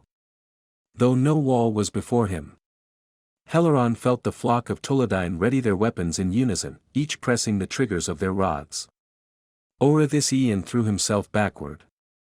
Explosions echoed down the corridor, drawing wary remarks from the humans. Do not relent, Heleron commanded. We will punch our way through that wall of Tuladine. As they continued their dash, Heleron watched the Tuladine, but none pursued Orvulish. He reached out to the other flock he had discovered, but they too remained in their wall-like formation. He felt Orvulish dash back down the corridor, and the god of terror soon appeared ahead of Heleron and the others. Why didn't you warn me, Heleron? You left in such a hurry, he replied frankly. I'm not naturally omnipresent. Orvulish grumbled, puffs of corsephage flowing from his gills. There is something that prevents me from entering that room. Do you know why? Heleron shook his head, and willed the orange haze away from himself and the humans. I will have to seize another to discern the truth. He waved for the others to continue, and they moved past Orvulish. Orange light flashed from behind Heleron, followed by the rapid clapping of bare feet against stone. Give me your weapon, Orvulish demanded of a human behind Heleron. Yes, my lord. They soon reached the stairs and Heleron willed his puppets forward. He sent one of the Tuladine ahead of the rest. Tell me you at least have a plan, Orvulish said, coming beside Heleron. Heleron gave his fellow god a sidelong glance, but returned his focus to his lone puppet. The dead Tuladine fluttered into the oval room, but none of the winged creatures inside reacted. He willed the Tuladine puppet forward, and one called out to it, asking its name, company, and rank. He's not alive, a Tuladine cried. Whirs echoed down the stairs, and Heleron pulled his puppet back. Violet light burst from atop the stairs. A bolt struck the puppet's armored tail, but the dissolving magic did not consume flesh. Heleron willed his dead humans to form a line at the bottom step while the dozen Tuladine fluttered above them. Then he turned to the Mindolarnians. Stay behind my puppets and follow their aim. Salanda and the others took their places behind their dead comrades, bracing their disintegrating rods over their shoulders. The robed men began speaking their dreadfully slow incantations, mustering blue light that coalesced in front of the dead. Heleron seated himself on the stone floor behind the humans, then formed the first symbol of Orvu. And what do you want me to do? Orvulish asked. Watch for an ambush. Closing his eyes, Heleron formed the next symbol and the next. His will spread like flame throughout the oval space above, and he seized a half-dozen Tuladine, willing their water to him. The strain it placed on his mind was moderate. In the past, when his bond was strongest, Heleron had controlled several hundred mortals at once while stripping moisture from dozens of them. Those 6 Tuladine fell and began screaming, their moisture pulled through their armor. A wary commotion carried down the stairs as Heleron reached for 2 others. But instead of stripping them, he turned them on their fellows. While aiming their disintegrating rods, Heleron willed them to change their weapons' mode of hurling magic, from bolt to beam. The flock scattered, some weaving around the oval room while others flew to the stairs. He willed his puppets to activate their rods as the first Tuladine entered the stairwell. There gathered below, a Tuladine cried, but it was soon struck by converging beams. Heleron felt the armor dissolve, then the moisture within its core vanished. More Tuladine fluttered into the hall, all unleashing the might of their weapons. Bolts whizzed down the stairs, striking the dead. But Heleron maintained control over them and kept their weapons aloft. The deadly magic deterred the winged things from overrunning the stairwell, but some still attempted their assault. Disintegrating beams swept across the landing, striking Tuladine after Tuladine as one. Barshuns shattered, but the Mindolarnians kept chanting their incantations.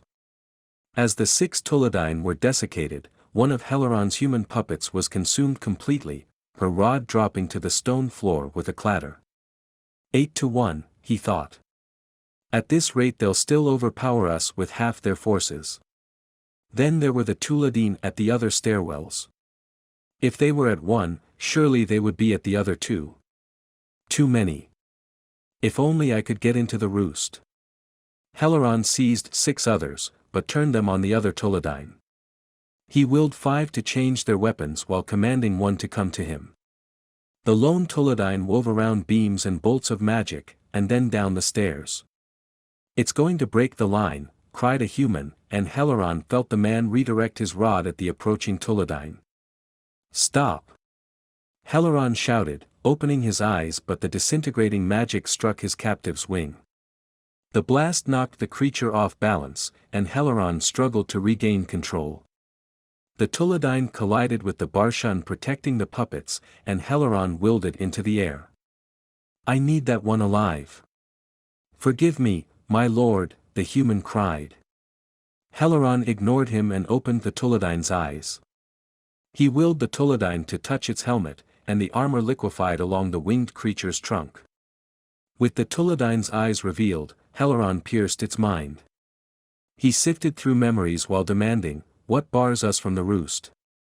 The answer came visually, an image of a 7-tiered alabaster tower covered in colorful vines. Inside the tower's 3rd tier and within its 8th floor were a series of rooms, all filled with glowing terminals. They protruded from the walls, their surfaces angled. Refined illusory light hovered above them, displaying a variety of information. So this controls Tardalim's workings. He sifted through more memories, focusing on every experience this Tuladine had in that chamber. More images flashed of a Tuladine fluttering at a terminal and manipulating 7 black spheres protruding from its surface. Across those 7 spheres was the alphabet of Heleron's native tongue, each sphere engraved with 5 of the language's 35 letters. The memories changed, and the illusory display showed the various functions of Tardalim. The mental image focused on a series of lines with a list of barriers. Though some shielded parts of Tardalim, others prevented the prison's captives from entering the roost and the weapon cache. Weapon cache? Heleron wondered, hopeful. More images came to him, of a labyrinth unlike the shifting halls of Tardalim. It spread beneath the roost, leading to single-story rooms where countless objects were stored, Tefisrals, armor, and a variety of weapons. Was his trident there? A room flashed within his mind, where his trident in its dormant form hovered beside his elaborate suit of armor that would fit only a murderal. The armor he could reforge, but the trident was irreplaceable. Where is this room? He probed further, and an enormous oval space with battle-scene reliefs on its wall came to his mind. He saw the Tuladine flutter past 2 onyx statues hovering as sentinels and toward a single-story corridor. The twists and turns of the path came to him, and Heleron knew the trident's location. But both his trident and the route for escape were barred by forces controlled within the seven-tiered tower. Heleron searched the Tolodine's mind to discern how to work the terminals, but the creature had only seen others work them. Useless, Heleron grumbled, ripping the moisture from his captive. The desiccated body fell, and Heleron turned his focus back to the battle. Another of his puppets had fallen, and two of his seized Tolodine had been disintegrated. He had not counted on the Tolodine to turn against their comrades. But such a tactic would only make it easier for him. Redirecting his will, Heleron seized more of the Tolodine while reaching into the roost. He would discover how to access those terminals, even if he had to rip a Tolodine from that tower. The battle waxed as Heleron scoured the enormous hollow sphere that was Tardalim's heart. The roost teemed with varying patterns of moisture, grasses and bushes, tree trunk structures covered in wet vines. Pools of water were scattered about, as well as rivers. Though he could not see the place with his eyes, Heleron felt its beauty. A pity I will have to destroy it. His will spread, and he felt a seven-tiered structure towering above all others, its internal moisture much less than any other in the roost. There. Two more of the puppet humans fell, and Heleron felt one of the robed men partly dissolve. The man screamed and hit the floor. Half-heartedly focused on the battle, Heleron penetrated the tower. His mind raced through the center floor of the third tier. Few Tolodine were present, only one creature in each of the 4 rooms. Perfect, he whispered, seizing the nearest winged creature. To me, he commanded, and the Tolodine obeyed. She flew through a hole in the wall and into the roost. While the newly captive Tolodine approached, Heleron seized another of the winged creatures in the tower. But he willed this one to stay. More of his human puppets fell, and several Tolodine zipped overhead. A furious yell left Orithisian's lips, and he burst with orange light. Heleron felt the god of terror snatch one of the Tolodine while swatting the other away. Focusing ahead, Heleron seized a dozen more Tolodine. With his puppets' ranks dwindling, he was free to control more of his foes. A clash brewed at the top of the stairs, Tolodine against Tolodine. Though he had lost several of his humans, the beams from his remaining forces tore through the winged foes atop the steps. Soon, the Tolodine from the tower dove toward a circular opening, skimming a stairwell leading into the oval chamber. She wove through the battle, nearly crossing the hall's length before one of her kind noticed her and took aim. Heleron flew the Tolodine in an erratic manner, but several bolts struck her wings and the creature fell short of the steps. "Grab her," he commanded, and 2 of his dead Tolodine obeyed. More bolts whizzed toward the maimed Tolodine, but one of the dead shielded her from the blows. Heleron diverted the beams from his puppets while the 3 creatures struggled down the stairwell. Another volley of bolts flew toward the injured Tolodine and her dead carriers. Heleron spun them, one of the dead taking the brunt of the assault. The armor along its wings disintegrated, and then parts of the wing membrane. Several more bolts shot past, striking another human puppet. The dead woman fell while Barshan shattered. The bolts broke through the ranks and struck the man beside Salanda. Her Barshan, a bubble of dripping acid, remained true. The dead creatures carrying the maimed Tolodine faltered, and Heleron willed them to toss her. Unable to flap her wings, the Tolodine plummeted toward the human puppets. Heleron opened his eyes and bolted forward. He easily reached above the humans and caught the Tolodine. While more magic sped toward him, Heleron swung his maimed captive, putting himself between her and the deadly magic. A bolt struck his right shoulder, and another his left horn. But the disintegrating effects hadn't nearly the potency as when he had been shackled. Growling, Heleron ducked behind his forces, and brought the Tolodine to face him. Her mind opened before him and he swam through her thoughts with singular purpose, to discern the workings of those terminals. Their functions came to him in an instant, and he knew how to operate them. Heleron flung the maimed Tolodine aside and focused on the seized creature still in the tower. He willed the Tuladine to touch the terminal's surface, and soon 7 black spheres appeared. Though he could not see what was displayed by the illusory particles, he performed each command with perfect precision. He had completed the final sequence when a double ping resounded from down the corridor of the 33rd floor. "So, they intend to flank us?" Orvulish bellowed. "How predictable." Heleron sent his will down the corridor, but no Tuladine were present. "It doesn't matter. We can move ahead now." Orvulish snorted. "I'll let you go first." Shaking his head, Heleron willed his puppets forward. They tightened their formation and the humans followed. Nearly half the defending Tuladine had been slain or severely wounded. "We must get to the far side of this next chamber," he told the humans, and looked at Salanda. She returned his gaze, and their minds became one. Heleron placed in her mind the memories he had gleaned from the Tuladine, showing her the exact location of his trident. "But how will we cross?" asked the only other woman. "There's too many." "I will halt them," Heleron said. At least, he would try to still the Tuladine. Without his trident or the Orb of Orvulish in hand, controlling that many creatures might not be feasible. But he had to try. "When I raise my arms, run." They neared the highest step, and Heleron searched for the corridor leading to the weapon cache. But those onyx statues, which resembled the Tuladine, blocked his view. Between the statues and the stairs were heaps of his dead foes. Willing his puppets to aim wildly, Heleron focused his will throughout the room. He permeated each Tuladine and threw his hands into the air. Before his arms were completely outstretched, Heleron seized the flock. He relinquished control of all but the lone Tuladine in the tower. His puppets fell, lifeless. The whirring of their disintegrating rods fell silent.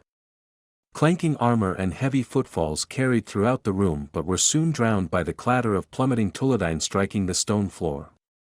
Salanda and the others were halfway across the space when a shadow darkened Heleron, and Orvulish galloped overhead. The god of terror bounded into the oval chamber, crushing the dead and living Tuladine alike.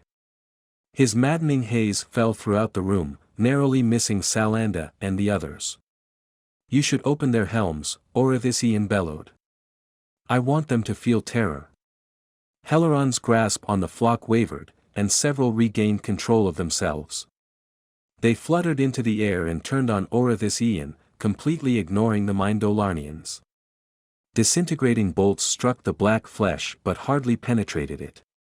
Had the shackles he and Orvulish had worn somehow weakened their divine abilities? More Tuladine broke free from Heleron's grasp, and they turned on him and Orvulish. At that same instant, Salanda and the others darted past the onyx statues and disappeared from sight. Yet, Heleron sensed them nearing the corridor leading to the weapon cache. Disintegrating bolts flew toward Heleron, and he threw himself out of the way. His evasion weakened his hold, and more Tuladine rose into the air. All the while, faint fluttering carried up the stairs behind him. He reached his will into the 33rd floor. Hundreds of Tuladine flooded the corridor, flying straight for him and Orvulish. Cursing inwardly, he turned his will on the dead Tuladine scattered throughout the oval chamber and willed their corpses into the air. He dodged another volley, but a bolt struck his tail, dissolving several scales. He willed the Tuladine to adjust their disintegrating rods as a hand gripped the seized Tuladine in the tower. Heleron sensed the newcomer speaking, though he could not parse what the creature said.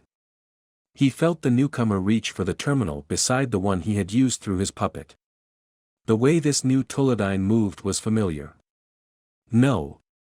A pang of dread struck his heart. The newcomer was reactivating the barriers. Heleron ran into the oval chamber, bounding beneath Orvulish. "Into the roost," he shouted, and the fluttering behind him grew louder, followed by the whirring of charging Tefizrals. Orvulish bellowed a curse, and the Tuladine in the tower began the last sequence. Heart racing, Heleron leapt into the air, willing himself to change. Blue light surged around him as his body expanded. Two limbs protruded from his back as he shot across the room. His snout elongated, and his torso stretched. He zipped past the onyx statues as his transformative light intensified. Moving faster than lightning, Heleron sped above the stairs leading into the roost, and his body burst with transformative light, blinding all who would dare face the mightiest Seneschal. Cool gusts assailed Heleron's cerulean scales as he tucked in his forming wings. His tail brushed against stone, but soon whipped freely in the air. Nasally cries echoed all around him, some fainter than others. The light faded, revealing the expansive spherical chamber of the roost.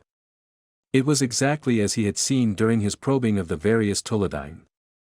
Teal grass spread from reddish-brown tree trunks rising throughout the space, their tops pointed to the roost's center.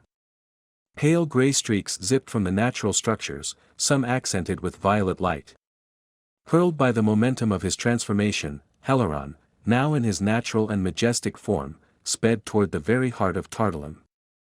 He spread his wings to stop himself, but he continued forward. "Can't you see the futility of your efforts?" he bellowed, his voice echoing all through the roost. "Why throw away your lives so recklessly?" All around him, armored Toledine rose to face him, their disintegrating rods whirring and glowing with deadly light. The largest of them was barely 1/100th of Heleron's size. Still speeding through the air, he snatched several Toledine, squeezing them with all his might. Their armor resisted, but Heleron felt Barshun and metal buckle. He nearly crushed one of his captives when he halted abruptly at Tardalim's center. That singular space in the air pulled him all directions, ensnaring him. Menthax! He cursed, jerking to his left. He began to fall, and the whirring ceased. Disintegrating blasts struck his scales and tore through his wing membranes. "You irritating insects," he screamed, and his grip reflexively intensified. Dying wails left his talons as the trapped Toledine were crushed. Arcing backward and spinning, Heleron dove toward the roost's floor. He passed hundreds of Toledine, all focused on him. Dropping the corpses in his claws, Heleron snatched several more creatures while swatting others with his tail. He spread his wings, banking right. "Best I stay low," he thought, skimming a tail's length above the Toledine homes.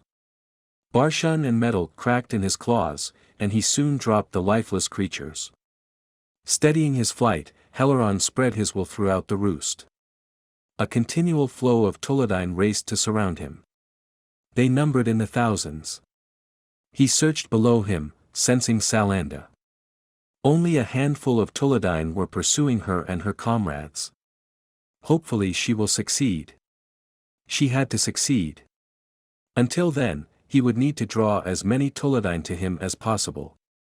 Soaring through the roost, Heleron reached out his will for those pursuing him. He seized some, turning them on their comrades. He tore the moisture from others' bodies. A cacophony of screams, shouted commands, whirring tef-Israels, and nasally battle cries filled the air. His pursuers faltered. Some collided with the tree trunk structures while others crashed into the teal grass. But for every Toledine he slew, another took its place, and another. While some focused on his puppets, most of the Toledine's attention was fixed on him. Disintegrating blasts occasionally struck his scales and wings. Few dissolved the same place twice, but those that did tore through his wing membranes or pierced his scales and began to destroy flesh. If only the Toledine homes were spaced far enough apart to weave around. Had their placement been another safeguard against the shackled imprisoned in Tardalim? After circling the roost several times he felt his speed slowing, undoubtedly because of the damage to his wings. Arcing backward, Heleron spun. He snatched several Toledine pursuing him, squeezing with all his might. His puppets aimed their disintegrating beams between him and the other pursuers, striking some while forcing others to evade. While rising toward the center, bolt after bolt struck his underbelly. Soon, one pierced flesh. Heleron bellowed a pained scream, diving to evade a wave of Toledine rising to face him. He soared over a grassy expanse, then above a river. The water flowed toward a circular reservoir that rimmed a pit large enough to accommodate his majestic form. Tardalim's exit, he thought. But he could not flee now. Not with his trident within reach. He banked to his left, seizing more Tuladine. Nearly 300 had fallen to him, but their deaths hadn't weakened his enemies' ranks in the slightest. Nor their resolve. With their minute size they could take advantage of the terrain where Heleron could not. More bolts tore through Heleron's flesh, some dissolving muscle. I have to change my tactics, he thought, looking about. If he were to survive long enough, he would need to find a defensible position. Tardalim's halls and stairwells had been sufficient to funnel his foes to him. But the roost had no such advantage, at least not for him. I could escape now, he thought. But no. He could not leave his trident behind. Or the woman. A tight cluster of moisture approached, and Heleron turned toward it.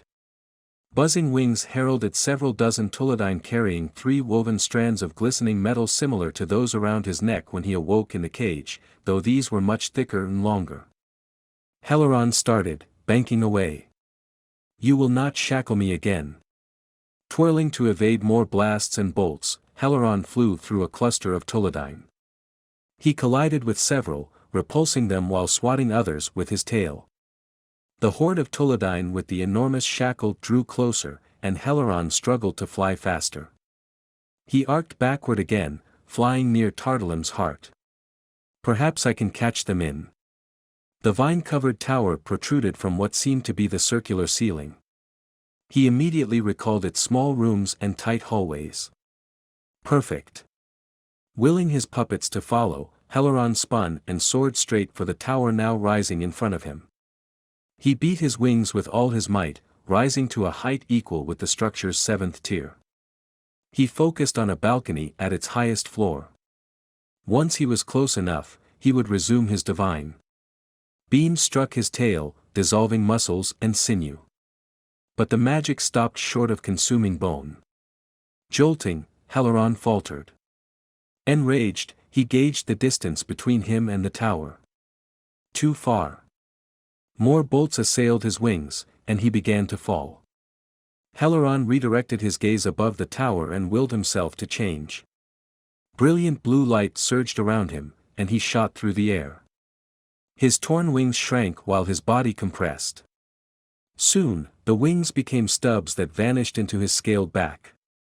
His snout flattened, but only slightly. The wounds shrank, but the harm inflicted remained. The transforming light faded, and Heleron, now in his divine Murderallan form, found himself above the tower. He fell toward it, the momentum of his transformation hurling him forward in an arc. But the tower's balcony was still ahead of him.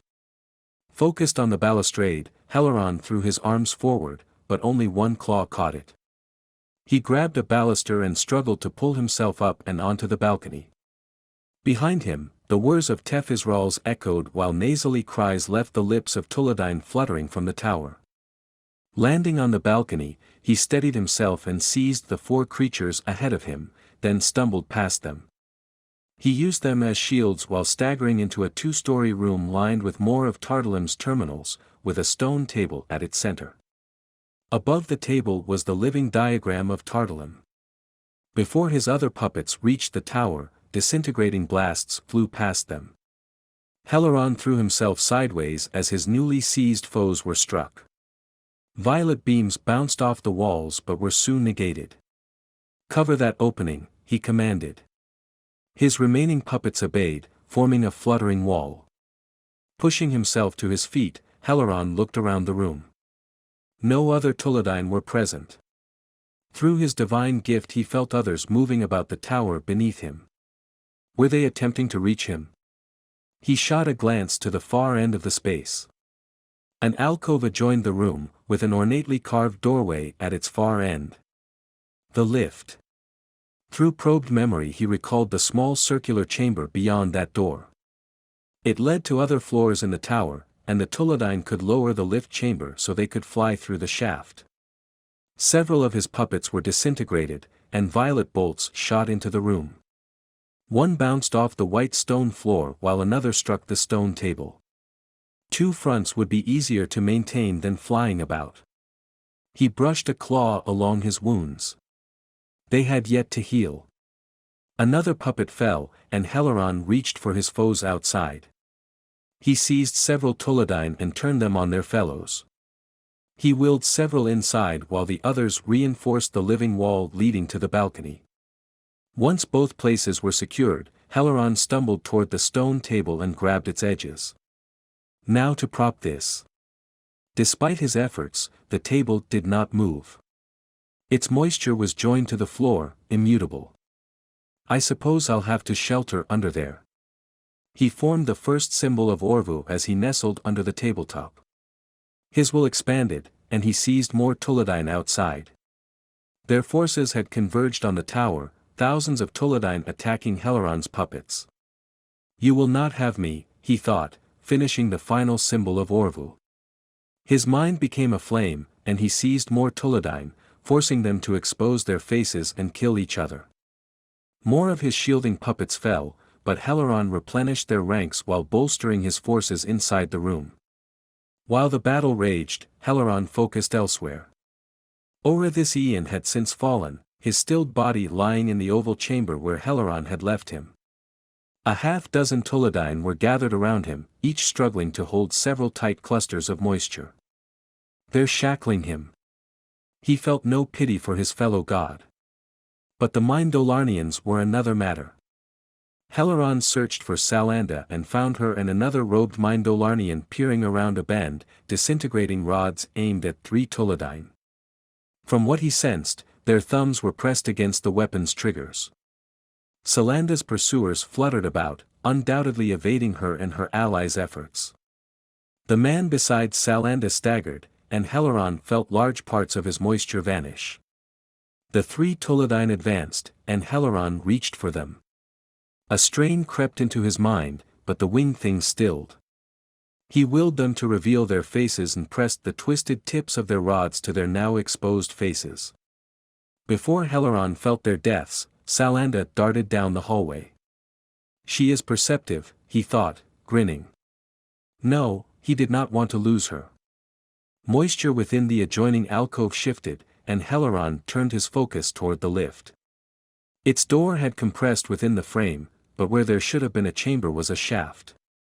Just as I predicted. The shaft flooded with moisture as Tuladine after Tuladine sped upward.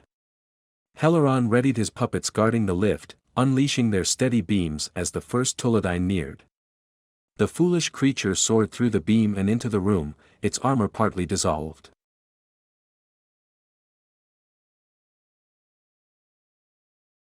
Clever, he thought, and seized the Tuladine. But not clever enough. He turned his new captive on the others now flowing through the doorway. As with the first, some lost parts of their armor. They turned on Heleron's puppets, but were soon stilled. Some, Heleron used to strengthen his position. Others, he forced to kill each other. It is only a matter of time, he thought, pleased. He had slain nearly a quarter of the Tuladine. A sudden jolt of moisture rippled from the direction of Orithisian's slumbering body. The god of terror rose, impaling a Tuladine with a pincer on his tail. Each of the remaining Tuladine around him retreated, fleeing down the stairs to the 33rd floor.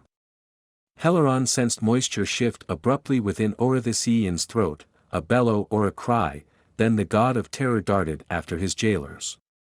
Heleron continued thinning the ranks of his captors while following Salanda. More Tuladine were flying through the halls after her, some approaching from other directions. One by one he seized the various groups, forcing them to reveal their faces. As with the others, he pointed their weapons to their trunks and pressed the triggers. The last group fell as Salanda reached the chamber containing the trident and Heleron's other belongings. She grabbed the trident, but remained. What is she doing? Salanda rummaged about the room, taking several smaller objects. What, exactly, Heleron couldn't tell. She hurried back into the maze and began retracing her steps. Heleron shifted his focus to count his remaining foes. He had not slain as many as he'd liked. Reaching his will beyond the roost, Heleron searched throughout the rest of Tardalim. The shift had not resumed on the 33rd floor, and the sections of the 32nd were moving as they should. Orvulish chased several dozen Tuladine across the 33rd floor. Another force of over 100 was moving behind Orvulish, keeping their distance. Besides Salanda, Orvulish, and his enemies, all the other Tuladine were in the roost. Those not surrounding the seven-tiered tower were hunkered down in various structures, most of them were smaller than his foes or his puppets. Wise to keep their children away, he thought. Salanda bounded into the oval chamber, and Heleron opened his eyes. There were still over 1,000 Tuladine outside the tower. Several veered away, moving toward the stairwell where Salanda would enter the roost. No. He hurried out from under the table. Most of his wounds were still visible, but his muscles had sufficiently repaired. He sensed Salanda dart around the onyx statues and make her way up the stairs. Move, he shouted and dashed toward the balcony, willing his puppets to part. Glowing with a blue hue, Heleron willed himself to transform once again. He shot forward like lightning, speeding through the opening and knocking aside Tuladine as he grew. His body expanded, wings grew, tail elongated. The light faded as Heleron banked to his left. A squad of Tuladine was between him and the oval opening leading to the lower floors. With his eyes he saw Salanda running up the stairs, a golden trident in her hand nearly as long as she was tall. She and the weapon were encased within a bubble of acid. The Tuladine readied their rods, aiming at the unsuspecting woman. The faint whir of their charging weapons barely reached Heleron's ears. Heleron bellowed a cry that shook the roost. His foes turned, and Salanda gazed toward him as he willed himself back into his divine form. Cerulean light burst as he shot past the Tuladine aiming for Salanda. His body shrank, and he collided with soft ground before his transformation was complete. Dirt and grass fell around him as the light faded. Salanda stood before him, dumbfounded. The debris struck her acidic barshun, sizzling as it was consumed. "The trident," he shouted. Salanda parted her bubble of acid and tossed the weapon. Catching the trident, Heleron spun and raised it skyward. At his touch parts of the golden rod liquefied, revealing glistening strands of gemstones made from his own scales, each capable of harnessing the power of Orvu.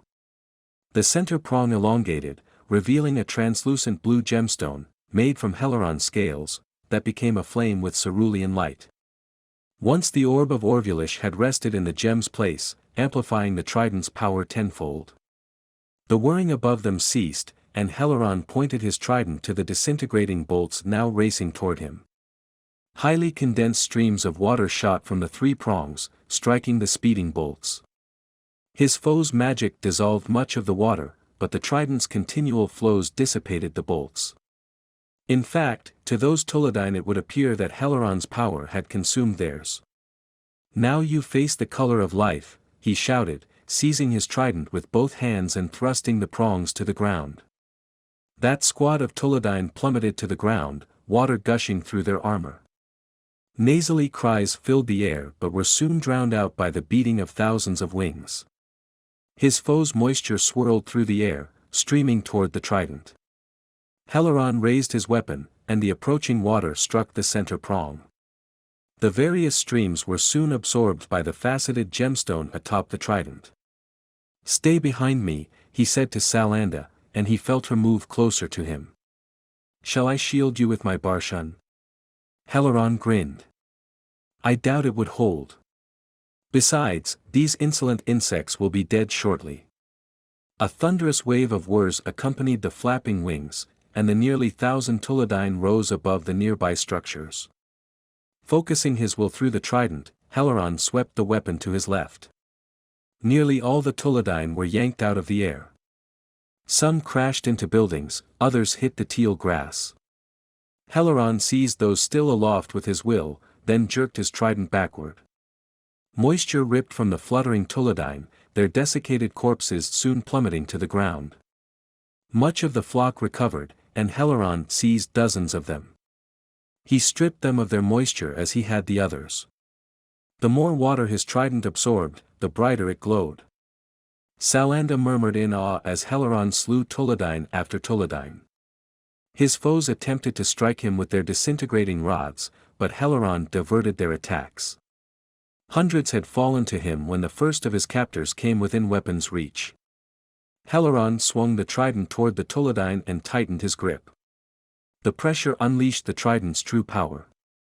A vibrant blue beam shot from the center prong. The Tolodine tried to evade, but was caught in the blast. Water, refined by the trident's power, tore through the Tolodine's armor and flesh. The winged creature gasped and fell to the grassy floor. Relentless, Heleron continued his rampage through the Tolodine forces. Foe after foe was desiccated, their empty armor littering the roost's floor. More Tolodine reached him, but they too suffered the eroding effects of the trident. Soon, only one Tolodine remained. Heleron seized control of the creature, willing it to him. "Your power is immense, my lord," Salanda exclaimed.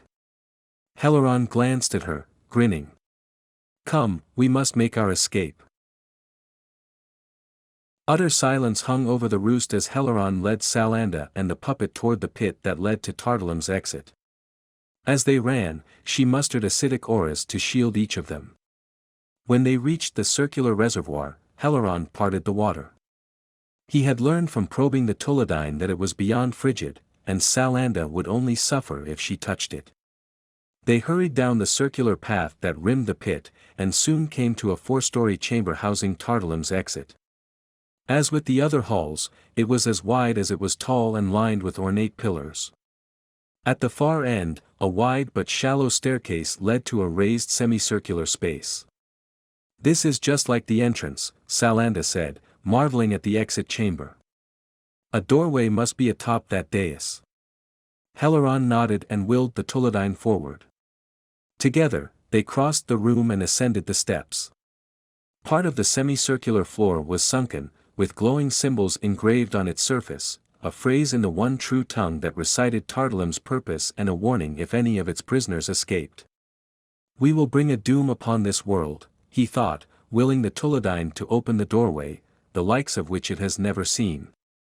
White light shone from the sunken floor, and Heleron leaned over the edge of what was now a long shaft.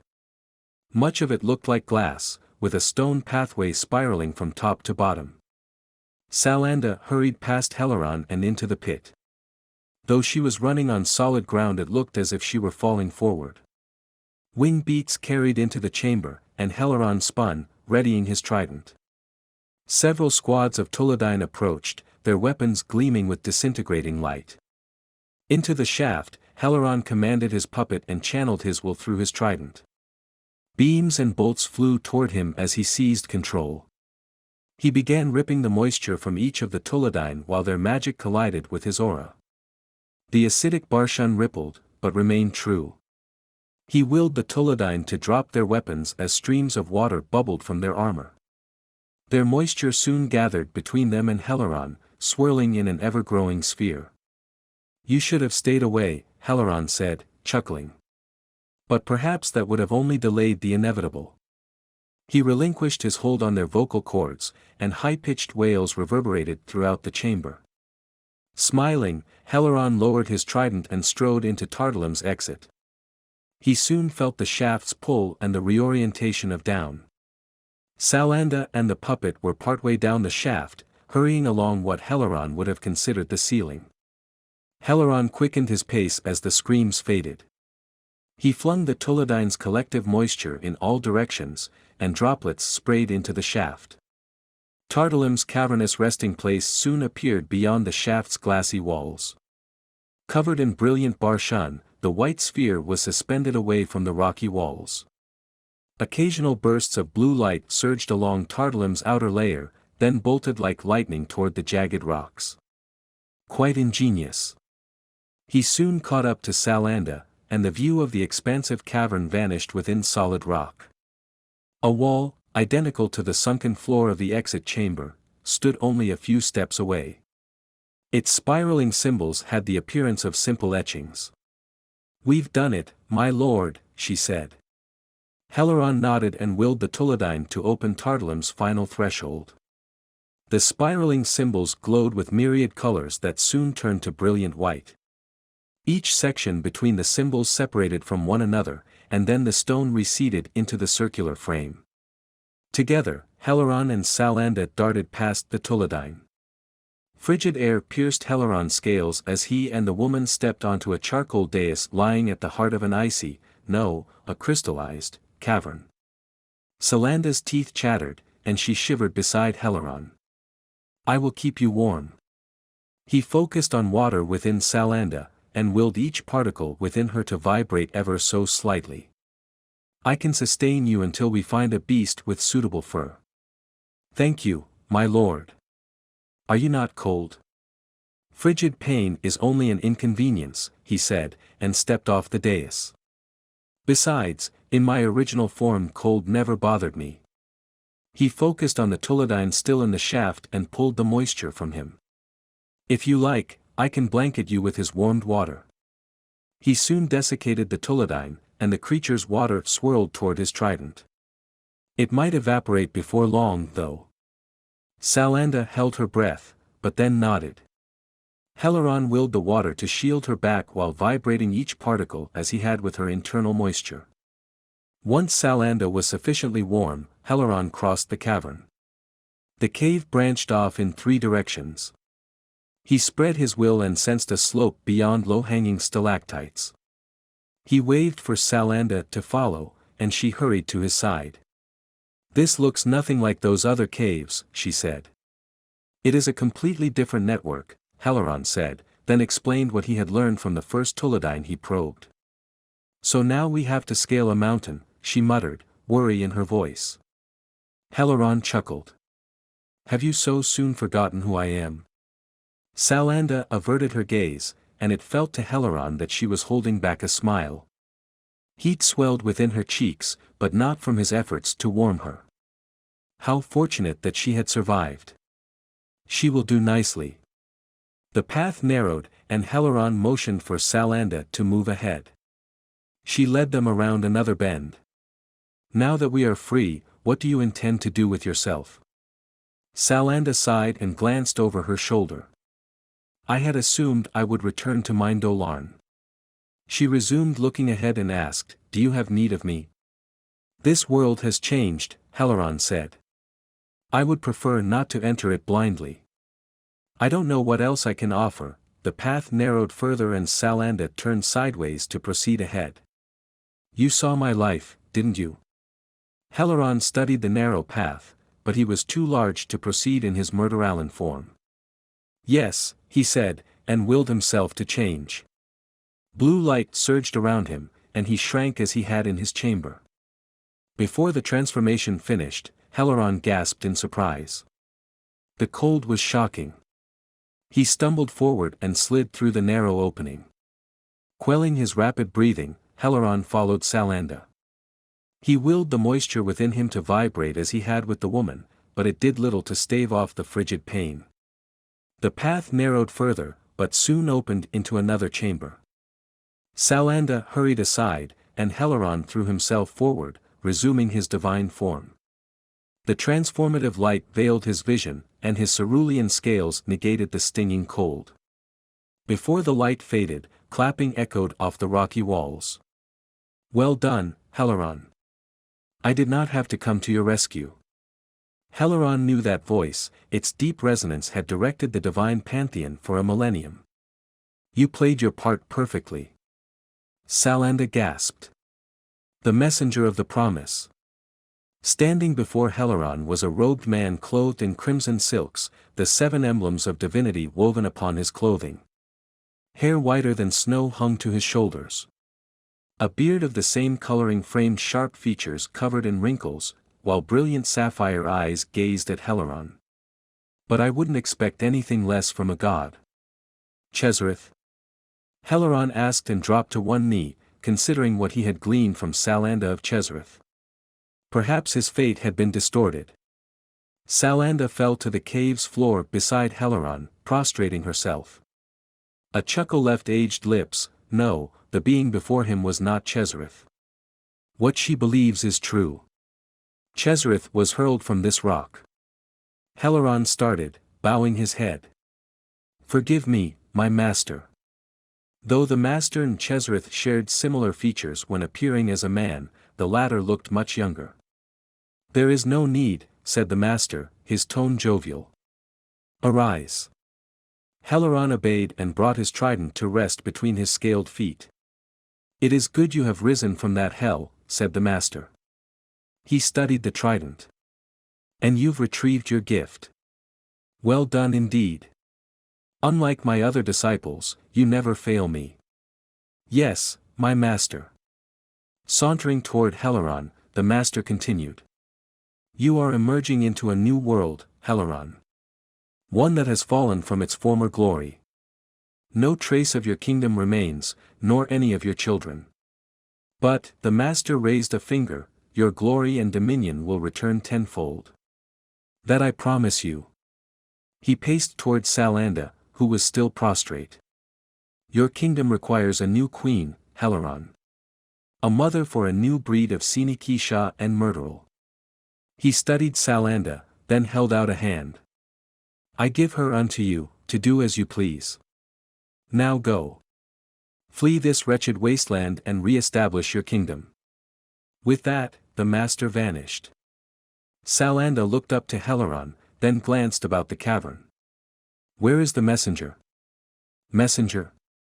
Heleron asked. That was the master. She looked confused, and Heleron helped her to her feet. Come, we have much to do.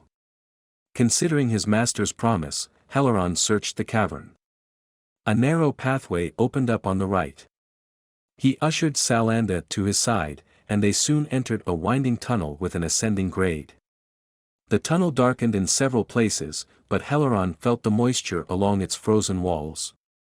Sunlight soon spilled into the tunnel, accompanied by a faint howl of wind blowing across its mouth. A vibrant clear sky greeted Heleron as he and Salanda stepped onto a ledge atop the enormous mountain housing Tardalim. We're free, Salanda said with a sigh. Thank Lord Cheese, she swallowed hard, then muttered. Thank my lord Heleron. But Heleron did not reply to his new queen's pious words. The sight of Kalda's clear skies drew his thoughts to his master's promise. It would take much work to rebuild his kingdom, not to mention the time needed to give birth to new breeds of Sinikisha and Myrtle. Once more he would rule all the waters of Kalda, and all beings, whether those that inhabited the land, or soared in the sky, or dwelt in the deep, would know him as God. The end of Heleron's Awakening. Glossary. A glossary of names, people, places, objects, and terms found in Heleron's Awakening. Pronunciations and brief descriptions or definitions included. Spoilers contained within many descriptions. Abodal, Abiodal Larillian name for the Aberdeen Wasteland. Aberdeen Wasteland, Abo Din the name for the southernmost continent of Kalda, located on the planet's southern pole. Arcane Channel, one of the 7 primary channels of power. Arcane Magic, forms of magic manifested from the Arcane Channel. Barshun, Barshun a type, or channel, of protective magic used primarily to create defensive barriers, but it can also restrain. Kafisha, Cafes show a draconic breed of chromatic orange. Channels of Magic, the system by which magic is categorized on the world of Kalda. The name is often used throughout humanity, though anciently it was known as the channels of power in Elaran. It consists of 7 distinct channels, or types of magic: arcane, arpran, barshun, conjuration, elemental, manipulation, transmutation. Channels of power, the true name for the channels of magic, see Channels of Magic. Chezareth, Chezareth Alish Shah who ascended to godhood. He is the god of Cherizium, worshipped by the Mindolarnians. He was also the first disciple of Hemrenna, and the most powerful of all the draconic gods. Chezarethian, Chezarethian, a term to describe aspects of the Chezarethian Empire. Chezarethian Empire, Chezarethian, an ancient empire that once ruled all of Kalda, led by Chezrith. It also consisted of other kingdoms governed by other gods, one of which was ruled by Heleron. Cherizium, an ancient religion whose practices date back to the reign of Chezrith. Common tongue, the primary language spoken by the humans of Kalda. Koredition, Koraidikian, a scholar from the Hillenard tasked with leading the second incursion to Tardalim. Crimson Eye, the name given by devoutes of Cherizium to the amulet of draconic control, the Omishake. Color of Life, a title of Heleron's he earned from his prowess in battle. Desiccator, a title of Heleron's he earned from his prowess in battle. Disintegrating Magic, a sub-branch of the arcane channel of power, manifesting with purple light. Disintegrating Rod, a Tef-Israel weapon wielded by the Tuladine of Tardalim. The shaft is about the length of a man's forearm, culminating in a twisted spike which emits the magic. Internal dials and sliders allow for changing how the magic is manifest, from powerful bolts to intense beams and other modes between. Dispel, a type of magic that negates magic. Divine Tongue, an ancient language spoken by the gods of Kalda, sharp and guttural. Elrn, the true name for the common tongue. Elemental Channel, the channel of magic capable of manifesting naturally occurring forces, including wind, water, fire, earth, ice, acid, magma, etc. Emblems of Divinity, the 7 symbols of Cherizium. The symbols can also be found on the Messenger of the Promises robe. Enhancement Magic, a sub-branch of the manipulation channel of power, manifesting as white light. Enthralling Magic, a sub-branch of the manipulation channel of power, manifesting as gray light. God of Orvu, Orvu, the title of whoever wields the Orb of Orvulish. Grand Finial, 1,000 finials, a length used for denoting large distances and often abbreviated GP on road signs and in conversations. Halls of the Damned, see Tardalim. Halls of Damnation, see Tardalim. Hemrana, a god of gods predating Chezrith and others of his pantheon. Harbinger of Hemrana, see Unspoken One. Heart of the Sphere, see Roost, the true name of Tardalim's core. Heleron, a powerful Sinisha elevated beyond others of his draconic breed and given the Orb of Orvulish by his master. Through mere thought he can control water. His abilities range from stripping the moisture of objects and creatures to compelling living beings to do as he commands. Heleron's Trident, Heleron, a powerful and ancient Tef-Israel given to Heleron by his master. It harnesses the power of the Orb of Orvulish while enhancing the bond between the orb and its wielder. Iramak Shah, Sho, draconic title for the 12 metallic dragons holding the highest knowledge for each channel of magic, or channel of power. Kalda, Koldi, the name of the world. Chaldean Alliance, the Koldian, a union between a faction of humans, the entirety of elvenkind and several metallic breeds of dragons, including the platinum, gold and copper breeds. They fought against the Chezrithian Empire. Cardorth, one of the oldest elven cities and capital of the elven realm. Cardorthian, the name for elves living in Cardorth. Krilakos, Karilakos, a Tirmelsha elevated to godhood. She had constructed many kinds of Tef-Israels, some of which could only be activated by her and the daughters of her lineage. Kutharn, the daughter of Chezrith, and the acknowledged god-empress of the Order of the Red and the fractured Chezrithian Empire. Laurilian, the original name of the elven race of Kalda. Laurilian, language, the ancient name of the elvish tongue. Lishkisha, draconic for half-breed, particularly those that are half-red dragon and half-human. Lishsha, a draconic breed of chromatic dragons, red. Lords of Metal, see Rilshah. During Heleron's reign a separate Rilshah was created by those who did not follow Chezrith. This new council became known as the Lords of Metal, due to their body consisting of only Minasha or metallic dragons. Mage, any person who is trained to access the channels of magic. Master, the see Hemrana. Menthak, a vulgar draconic curse. Mentas Midivar, the second ruler of the Mindolarn Empire, and a brother of Mindolarn. Murderal, Inardaral, a superior breed of humanoid created by Heleron through his bond with the Orb of Orvulish. Murderal stand taller than humans and Kisha and have the capacity to breathe on land and underwater. They have blue scales with a whitish-blue skin beneath.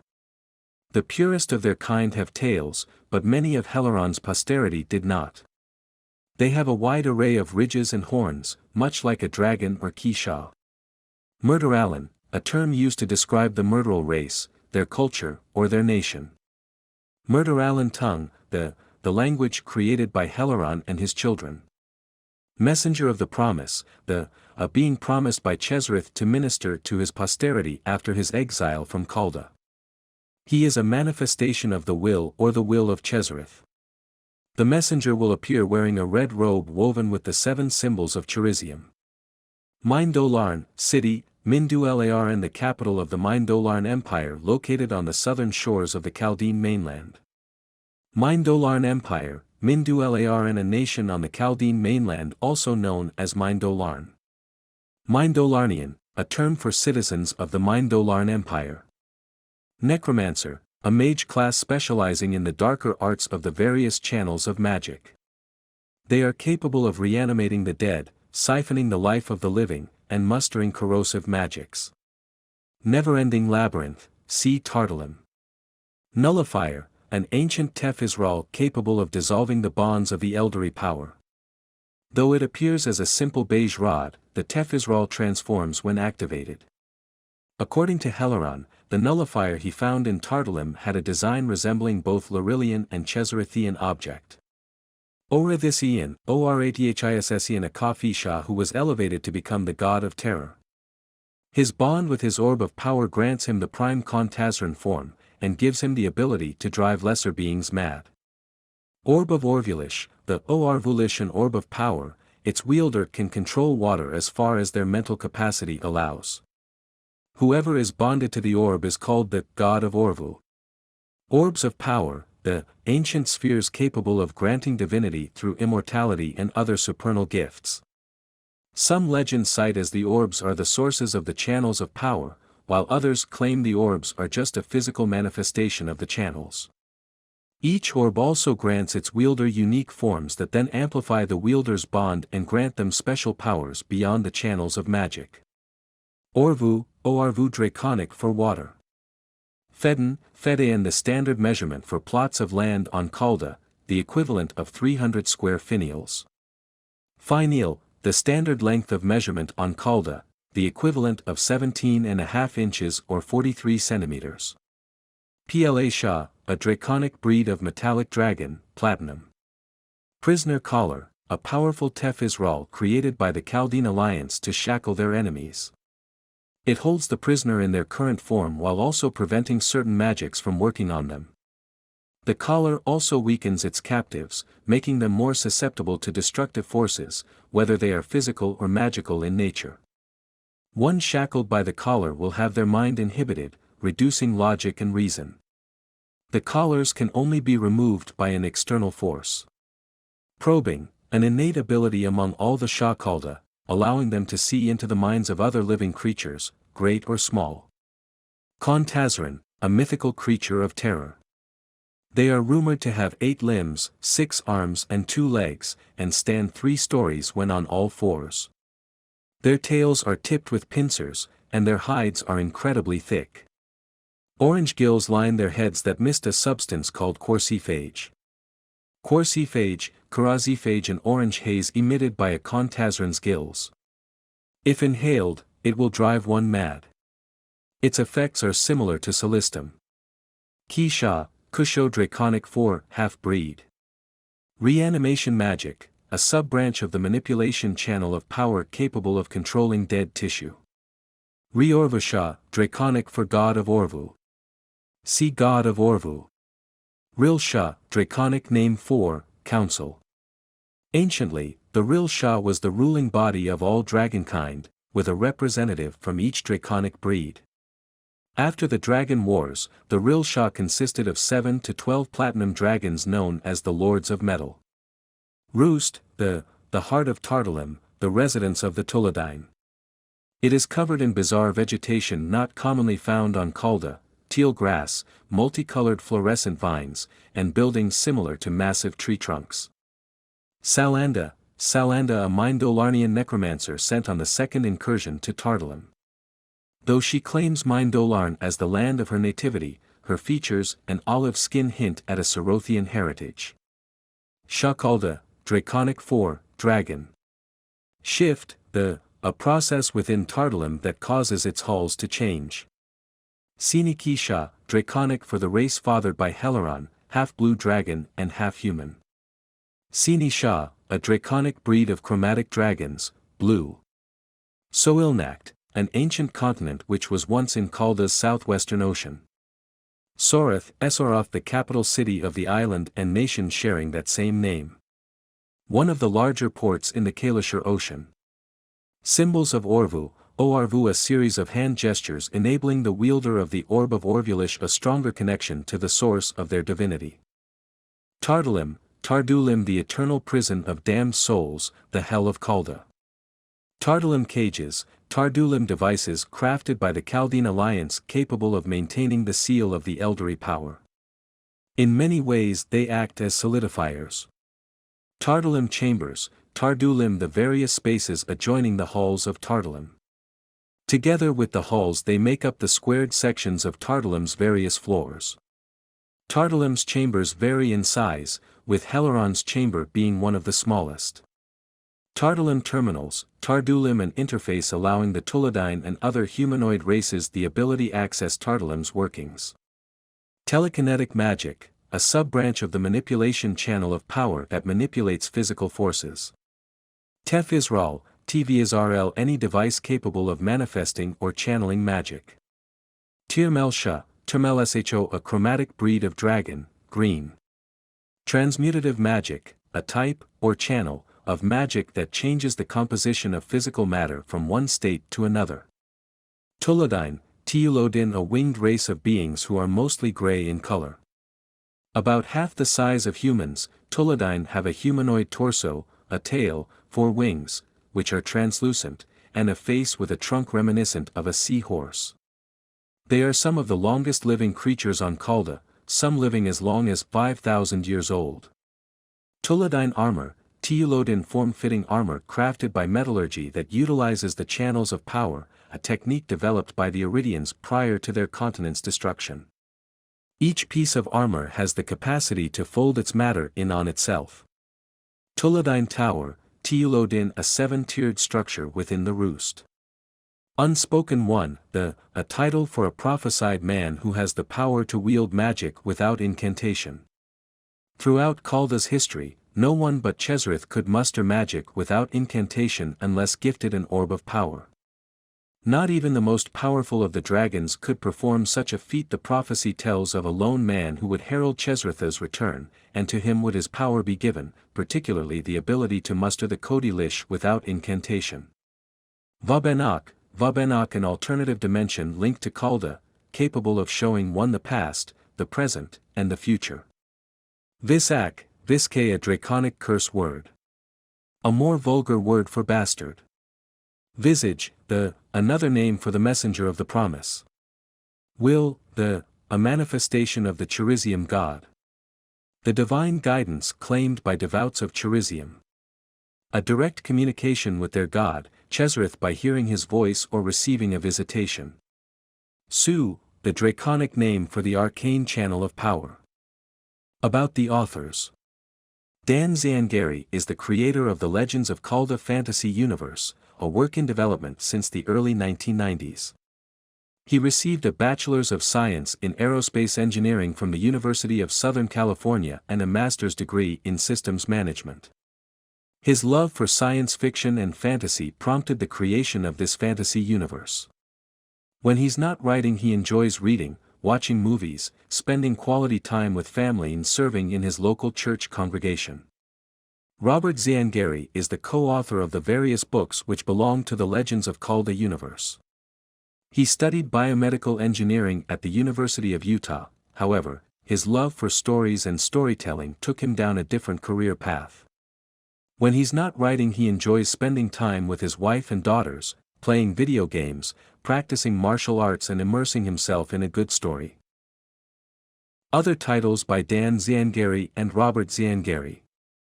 For an up-to-date list of publications, visit the official Legends of Kalda website, http://www.legendsofkalda.com/books.html. Published by LOK Publishing. Tales of the Amulet. Novels. A Prince's Errand. The Dark Necromancer. Elven Secrets. The Mage's Agenda. Treachery in the Kingdom. The Red Ruby. Companion Stories. A Thief's Way. The Last Bargainist. Mysterious Assassin. Return of the Elves. A Forgotten Hero. Guardians of Kalda. Untold Tales of Kalda. Defender of Stone. Conspiracy in Kildeth. Thieves among Nobles. Sorter of Mages. The Price of Penitence. Beneath the Frozen Wastes. Novels coming soon. A King's Fate. The Golden Dragons. Reign of the Black Knight. Companion Stories coming soon. A Knight's Honor. Crown of the Cavern Lands. A Legend Reborn. Connect with the authors. Exclusive Readers Club. http://www.legendsofkalda.com/newsletter.html. LOK Publishing's official website. www.legendsofkalda.com. Twitter https://twitter.com/legendsofkalda. Official Facebook page https://www.facebook.com/legendsofkalda. We hope you've enjoyed this production of Beneath the Frozen Wastes by Dan Zangari and Robert Zangari. Text copyright 2019 by LOK Publishing, LLC. Production copyright 2023 by LOK Publishing, LLC. All rights reserved.